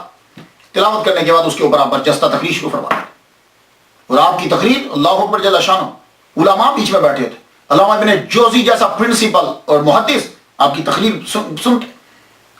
بڑے بڑے فقہاء کی تو بات ہی چھوڑ دیجیے. رجال الغیب آپ کے جلسے کے اندر ہوتے. آپ تقریر فرماتے، بس کمال پھر ہوتا. اللہ تعالیٰ نے بڑا مرتبہ عطا فرمایا آپ کو. آپ نے 52 سال یا 51 سال کی عمر میں آپ نے پھر شادی کی. 4 شادیاں کی ہیں عبد القادر گیلانی رحمۃ اللہ علیہ نے. بی بی مدینہ بنت میر محمد پہلی زوجہ آپ کی. بی بی صادقہ بنت محمد شفیع دوسری بیوہ. بیوی آپ کی بی بی صادقہ بنت محمد شفیع. Be be Momina, be be محبوبہ. اور اللہ تعالیٰ نے ان میں سے 49 بچے آپ کو عطا فرمائے. 20 لڑکے ہیں. میں اب جب پڑھتا ہوں تو 10 لڑکوں کے صرف نام ملتے ہیں، اور جب کتاب میں پڑھتا ہوں تو آگے 10 آپ کے پوتوں کے نام لکھے ہوتے ہیں. تو میرا خیال ہے کہ وہ پوتے بھی بیٹے ہی ہوتے ہیں. لوگوں نے شاید سمجھا کہ یہ 40 ایسے کر دیا یا 20 کر دیا، لیکن 10 جو ہے وہ آپ کو ملتے. 10 نام جو ہے وہ ہمیں ملے. لیکن خیر پھر بھی اللہ تعالیٰ نے آپ کو بہت اولاد جو ہے وہ عطا فرمائی. سب سے بڑی کرامت جو ہے ولی کامل کی وہ تصانیف ہوتی ہے. میں تو یہی کرامت سمجھتا ہوں. اور آپ کی تصانیف بھی اللہ اکبر جل شانہ. آدمی جب آج کے دور میں بھی پڑھتا ہے تو وہ لفظوں کے اندر وہ چاشنی، وہ روحانیت، وہ دبدبہ، وہ علم آج بھی نظر آتا ہے. آپ نے بہت سی کتابیں لکھی. فتوح الغیب اس کا موضوع تصوف ہے. اس کتاب میں ہر عنوان کے تحت قرآنی آیات اور احادیث آپ نے لکھی. یہ اس بات کی دال ہیں اللہ تعالیٰ نے آپ کو بڑا علم عطا فرمایا. اس کے بعد آپ کی کتاب الفتح الربانی والفیض الرحمانی، یہ الفتح الربانی یہ بھی کتاب آپ کی. یہ جو کتاب ہے یہ آپ کے خطابات کا مجموعہ ہے. اس میں 62 خطابات ہیں. یہ میرے سامنے جو کتاب ہے نا اس کے اندر 62 خطابات ہیں. 62 آپ کی، اور اس کو مجلس کا نام دیا گیا. اس میں جو پہلا خطبہ لکھا ہوا ہے وہ 3 شوال اتوار کی صبح 545 ہجری کو خانقاہ میں دیا. اور آخری خطبہ 8 شوال یہ 62واں خطبہ ہے 541 ہجری کو دیا. تو معلوم ہوا کہ اس کے اندر جو خطابات لکھے گئے ہیں نا وہ ترتیب سے نہیں لکھے گئے، کیونکہ آخری جو خطبہ 62واں ہے وہ 541 کا ہے اور یہ جو پہلا ہے وہ 545 کا ہے، تو ترتیب سے نہیں ہے. تو لیکن اتنا ہے کہ 541 اور 545 کے بیچ میں 46 کے بیچ میں جتنے خطبات ہیں وہ اس کے اندر آپ کے جمع کیے. اور زیادہ تر جو خطبات ہیں وہ مسجد معمورہ میں دیے گئے. مدرسہ معمورہ کے اندر جو ہیں یہ خطبات آپ کے دیے گئے. اور اس وقت آپ کی عمر 71 سے 75 سال میں یہ خطبات جو ہیں یہ جو الفتح الربانی کے اندر ہے آپ کی عمر 71 سے 75 ایئرس کے بیچ میں یہ خطبات جو ہیں وہ آپ کے ان کو جمع کیا آپ کے نواسے سید عفیف الدین مبارک نے انہیں مرتب کیا. یہ سارے جو آپ کو ملتے ہیں. حضرت احمد میرا بھی میں جب سے امریکہ میں آیا ہوں میں تقریباً 50 کے قریب خطبات جو ہیں ان میں سے اقتباسات جو ہیں وہ پیش کر چکا. تو میں جتنے بھی علماء تک میری یہ بات پہنچے یا یہ جو 11ویں منانے والے ہیں ان سے میری ریکویسٹ ہے، ہمبلی ریکویسٹ ہے کہ آپ 11ویں کے اندر جو بھی مولوی بلائیں یا آپ خود ہوں تو آپ یہ سلسلہ شروع کریں. میں 12 سال سے امریکہ کے اندر اسی میں سے لیتا ہوں بات، اور وہ چیز نظر آتی ہے تاکہ جو اعتراض کرتے ہیں ان کو معلوم ہو کہ 11ویں شریف کیا ہے، 11ویں میں کیا ہوتا ہے. تو یہ کتاب جو ہے یہ بہت ضروری. آپ مولوی صاحب سے کہیں گے اسی سے خطبہ دیں، اسی سے شروع کریں تاکہ ان کی علمیت کا جو ہے وہ پتہ چلے. اس کے علاوہ مکتوبات سبحانی یہ کتاب ان خطوط کا مجموعہ ہے جو آپ نے اپنی ظاہری حیات میں لوگوں کو لکھے تھے. نصائح اور لایہ عمل کے لیے ایک یہ نمونہ ہے. مراتب الوجود کتاب ہے آپ کی. بشائر الخیرات آپ کی ہے. اس کے اندر حضور صلی اللہ علیہ وسلم پہ درود لکھے ہیں جیسے دلائل الخیرات ہے نا ایسے ہی. الفیوزات ربانیہ فی الاوراد القادریہ کتاب ہے آپ کی، تحفۃ المتقین و سبیل العارفین کتاب ہے آپ کی، یواقیت الحکم آپ کی کتاب ہے، جلاء الخواطر فی الباطن والظاہر 45 مجالس ہیں، اس میں خطابات ہیں، سر الاسرار و مظہر الانوار فیما یحتاج الیہ الابرار، یہ آپ کی کتاب ہے، نام سے ہی پتہ چلتا ہے۔ اور یہ کتاب قادریہ سلسلے کے جتنے مشائخ ہیں جو خود کو قادری کہتا ہے اس کے پاس یہ کتاب ہونا ضروری ہے۔ الرسالۃ الغوثیہ، اس میں الہامات ہیں اور اسرار ہیں۔ غنیۃ الطالبین بڑی مشہور ہے، ویسے اس کا اصلی نام تو الغنیۃ لطالب طریق الحق ہے، لیکن غنیۃ الطالبین کے نام سے مشہور ہے۔ اس کتاب کے اندر عقائد ہیں، عبادات ہیں، معاملات ہیں، سب کو یکجا کر دیا گیا ہے، اور یہ بہت مفید کتاب ہے یہ۔ مگر کچھ لوگوں نے یہ کہا ہے کہ یہ کتاب آپ کی نہیں ہے۔ ان میں اضافات کو دے کر شاہ عبدالحق محدث دہلوی نے ترجمہ کرتے ہوئے کہا کہ میں نے اس کا ترجمہ اس لیے کیا کہ ہو سکتا ہے کہ کچھ باتیں ان کی ہوں، تو معلوم ہوا کہ ان کے نزدیک بھی یہ کتاب ٹوٹل ان کی نہیں ہے۔ ملا القاری کے استاد علامہ ابن حجر مکی نے یہ کہا ہے کہ اس کتاب کے اندر کچھ شامل کر دیا گیا، اور باقی یہ تو میں نے بھی خود پڑھا ہے، میں نے ایک دو نسخے دیکھے ہیں اس کے اندر کہ کافی ساری چیزیں اس کے اندر بعد میں ڈال دی گئی۔ قصائد آپ نے بڑے لکھے، شاعر بھی غضب کے تھا قصیدہ، مگر قصیدہ غوثیہ جو ہے وہ اس کو بڑی شہرت جو ہے وہ ملی۔ اس قصیدہ کی بڑی بڑی شروحات ہوئی ہیں اور بڑے بڑے علماء نے کی ہیں۔ امام محمد رضا خان بریلوی رحمۃ اللہ علیہ نے، سید شاہ محمد غوث قادری رحمۃ اللہ علیہ، تقریباً کہتے ہیں 18 شروحات قصیدہ غوثیہ کی ہیں۔ اللہ اکبر جل جلالہ۔ اور اگر آپ 40 روز تک اسے پڑھیں اور اللہ تعالیٰ سے دعا مانگیں تو اللہ تعالیٰ اس کے صدقے سے دعا جو ہے وہ پوری فرما دیتا ہے۔ حزب الرجاء والانتہا، یہ بھی آپ کی کتاب ہے۔ میں آپ کی کرامات اور اخلاق کریمانہ کے بارے میں کیا لکھوں، یقین جانیے اتنی موٹی موٹی کتابیں ہیں۔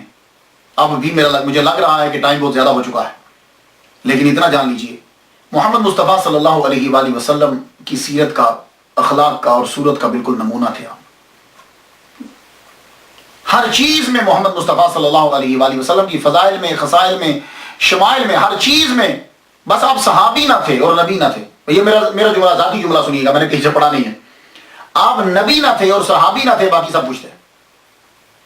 اللہ نے اتنا آپ کو مرتبہ، کیونکہ نبی نبوت بند ہو گئی اور صحابی وہ ہوتا ہے جو ظاہری طور پہ سرکار صلی اللہ علیہ وسلم کو دے گا۔ آپ صحابی اور نبی نہ تھے، باقی آپ سب کچھ تھے، بلکہ اتنا مرتبہ ملا کہ لوگ اسم اعظم تلاش کرتے ہیں اور کہتے ہیں کہ ہمیں اسم اعظم مل جائے، ہمیں اسم اعظم مل جائے۔ اللہ اکبر جل شانہ، آپ نے اللہ کی اتنی عبادت کی، اللہ کے اتنے محبوب بن گئے کہ اللہ تعالیٰ نے آپ کے نام ہی کو اسم اعظم بنا دیا ہے۔ جو آدمی صدق کے دل سے یہ کہ اے اللہ الغوث العظم عبد القادر گیلانی رحمۃ اللہ علیہ کا صدقہ میری حاجت پوری فرما دے، اللہ تعالیٰ اس کی حاجت پوری فرما دے۔ آپ کو جب کبھی کوئی مشکل ہو، پہلے 2 رکعت اللہ کے لیے پڑھیے، اللہ کے لیے پڑھنے کے بعد فاتحہ ایک مرتبہ 3 بار کوئی شریف پڑھ کے اس کا ثواب دیجیے حضرت عبد القادر گیلانی رحمۃ اللہ، پھر عرض کیجیے یا اللہ اس ولی کامل کا صدقہ میری حاجت کو پورا فرما دے۔ خواجہ معین الدین چشتی رحمۃ اللہ کی ملاقات ثابت کی جاتی ہے آپ سے کہ آپ جو ہے وہ ان سے 2 مرتبہ ملے ہیں، لیکن یہاں میں ایک نقطہ عرض کر جاؤں۔ اکثر یہ ہوتا ہے کہ ملاقات ثابت کر دی جاتی ہے، ملاقات اس طرح ثابت کی گئی کہ 1 ماہ تک عبد القادر گیلانی 1 ماہ تک خواجہ معین الدین اجمیری چشتی رحمۃ اللہ علیہ مدینہ شریف میں جھاڑو پھیرتے رہے۔ حضور صلی اللہ علیہ وسلم نے پوچھا کیا چاہیے تمہیں؟ کہا جی مجھے کسی ملک کی ولایت دے دیجیے۔ آپ نے فرمایا جاؤ، تمہیں ہند کی ولایت دے دی، لیکن دفتر جو ہے وہ بغداد میں ہے، عبد القادر گیلانی سے جا کے مل لو۔ آپ یہاں آئے، آپ جب یہاں آئے تو آپ کو معلوم ہوا، شیخ نجم الدین کبریٰ کے حوالے سے معلوم ہوا کہ آپ کوہ جودی پہ جا چکے ہیں۔ تو وہاں آپ پہنچے، وہاں آپ نے اپنی پیسوں سے وہاں ایک کمرہ بنوایا، حجرہ، وہاں 57 دن آپ ان کے ساتھ رہے۔ یہاں عبد القادر گیلانی رحمۃ اللہ علیہ کے رشتہ داروں کی قبور بھی ہے، اور یہ علاقہ آپ نے لیا تھا لیکن کمرہ انہوں نے بنوایا اس پرفضا مقام کے اندر، اور آپ بھی اس کمرہ میں ان کے ساتھ رہے۔ کتاب کا نام ہے بڑی سوانح عمری، مورخ ہیں مولوی اللہ حافظ چشتی، انہوں نے لکھا کہ گیلان قیام کرنے کے بعد ان کے ساتھ ہی بغداد آئے اور کچھ ماہ جو ہے ان کے ساتھ رہے، اور دوسری کتابیں میں نے پڑھی تو لگتا ہے 5 ماہ اور 7 دن رہے، لیکن یہاں میری ذرا عرض سن لیجیے۔ خواجہ معین الدین اجمیری چشتی رحمۃ اللہ علیہ کی ولادت 536 ہجری میں ہوئی ہے، اور عبد القادر گیلانی رحمۃ اللہ علیہ کی ولادت 470 ہجری میں ہوئی ہے۔ ٹھیک ہے، پھر سن لیجیے، 536 میں خواجہ معین الدین، 470 میں عبد القادر گیلانی رحمۃ اللہ علیہ۔ تو معین الدین چشتی رحمۃ اللہ علیہ، خواجہ معین الدین چشتی رحمۃ اللہ علیہ عبد القادر گیلانی رحمۃ اللہ علیہ سے 66 سال بعد پیدا ہوئے ہیں. بہت دھیان سے بھی ذرا سنیے گا. خواجہ معین الدین اجمیری چشتی رحمۃ اللہ علیہ عبد القادر گیلانی رحمۃ اللہ علیہ سے 66 سال 66 years after، ان کے 66 سال بعد پیدا ہوئے. اور جب آپ پڑھ کر فارغ ہوئے تو آپ کی عمر 24 سال تھی. جائیے تاریخ پڑھ لیجیے. خواجہ معین الدین اجمیری چشتی کی عمر 24 سال تھی اور اس وقت غوث الاعظم کی عمر 90 سال تھی. 91 سال میں عبد القادر گیلانی رحمۃ اللہ علیہ کا وصال ہو گیا ہے. ٹھیک ہے. کم از کم 8 سال معین الدین چشتی رحمۃ اللہ علیہ نے خواجہ عثمان ہرمنی رحمۃ اللہ علیہ کی خدمت کی ہے. کم از کم کی میں بات بتا رہا ہوں، ویسے تو لوگوں نے زیادہ بھی لکھا ہے. 8 سال. پھر خلافت لی.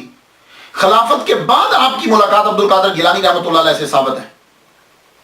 تو معلوم ہے کہ جب آپ نے خلافت لی ہے، عبد القادر خواجہ معین الدین چشتی رحمۃ اللہ علیہ نے جب خلافت لی ہے تو اس وقت عبد القادر گیلانی رحمۃ اللہ کو دنیا سے گئے ہوئے 7 سال ہو چکے ہیں. 7 سال اس وقت آپ کو ہو چکے تھے.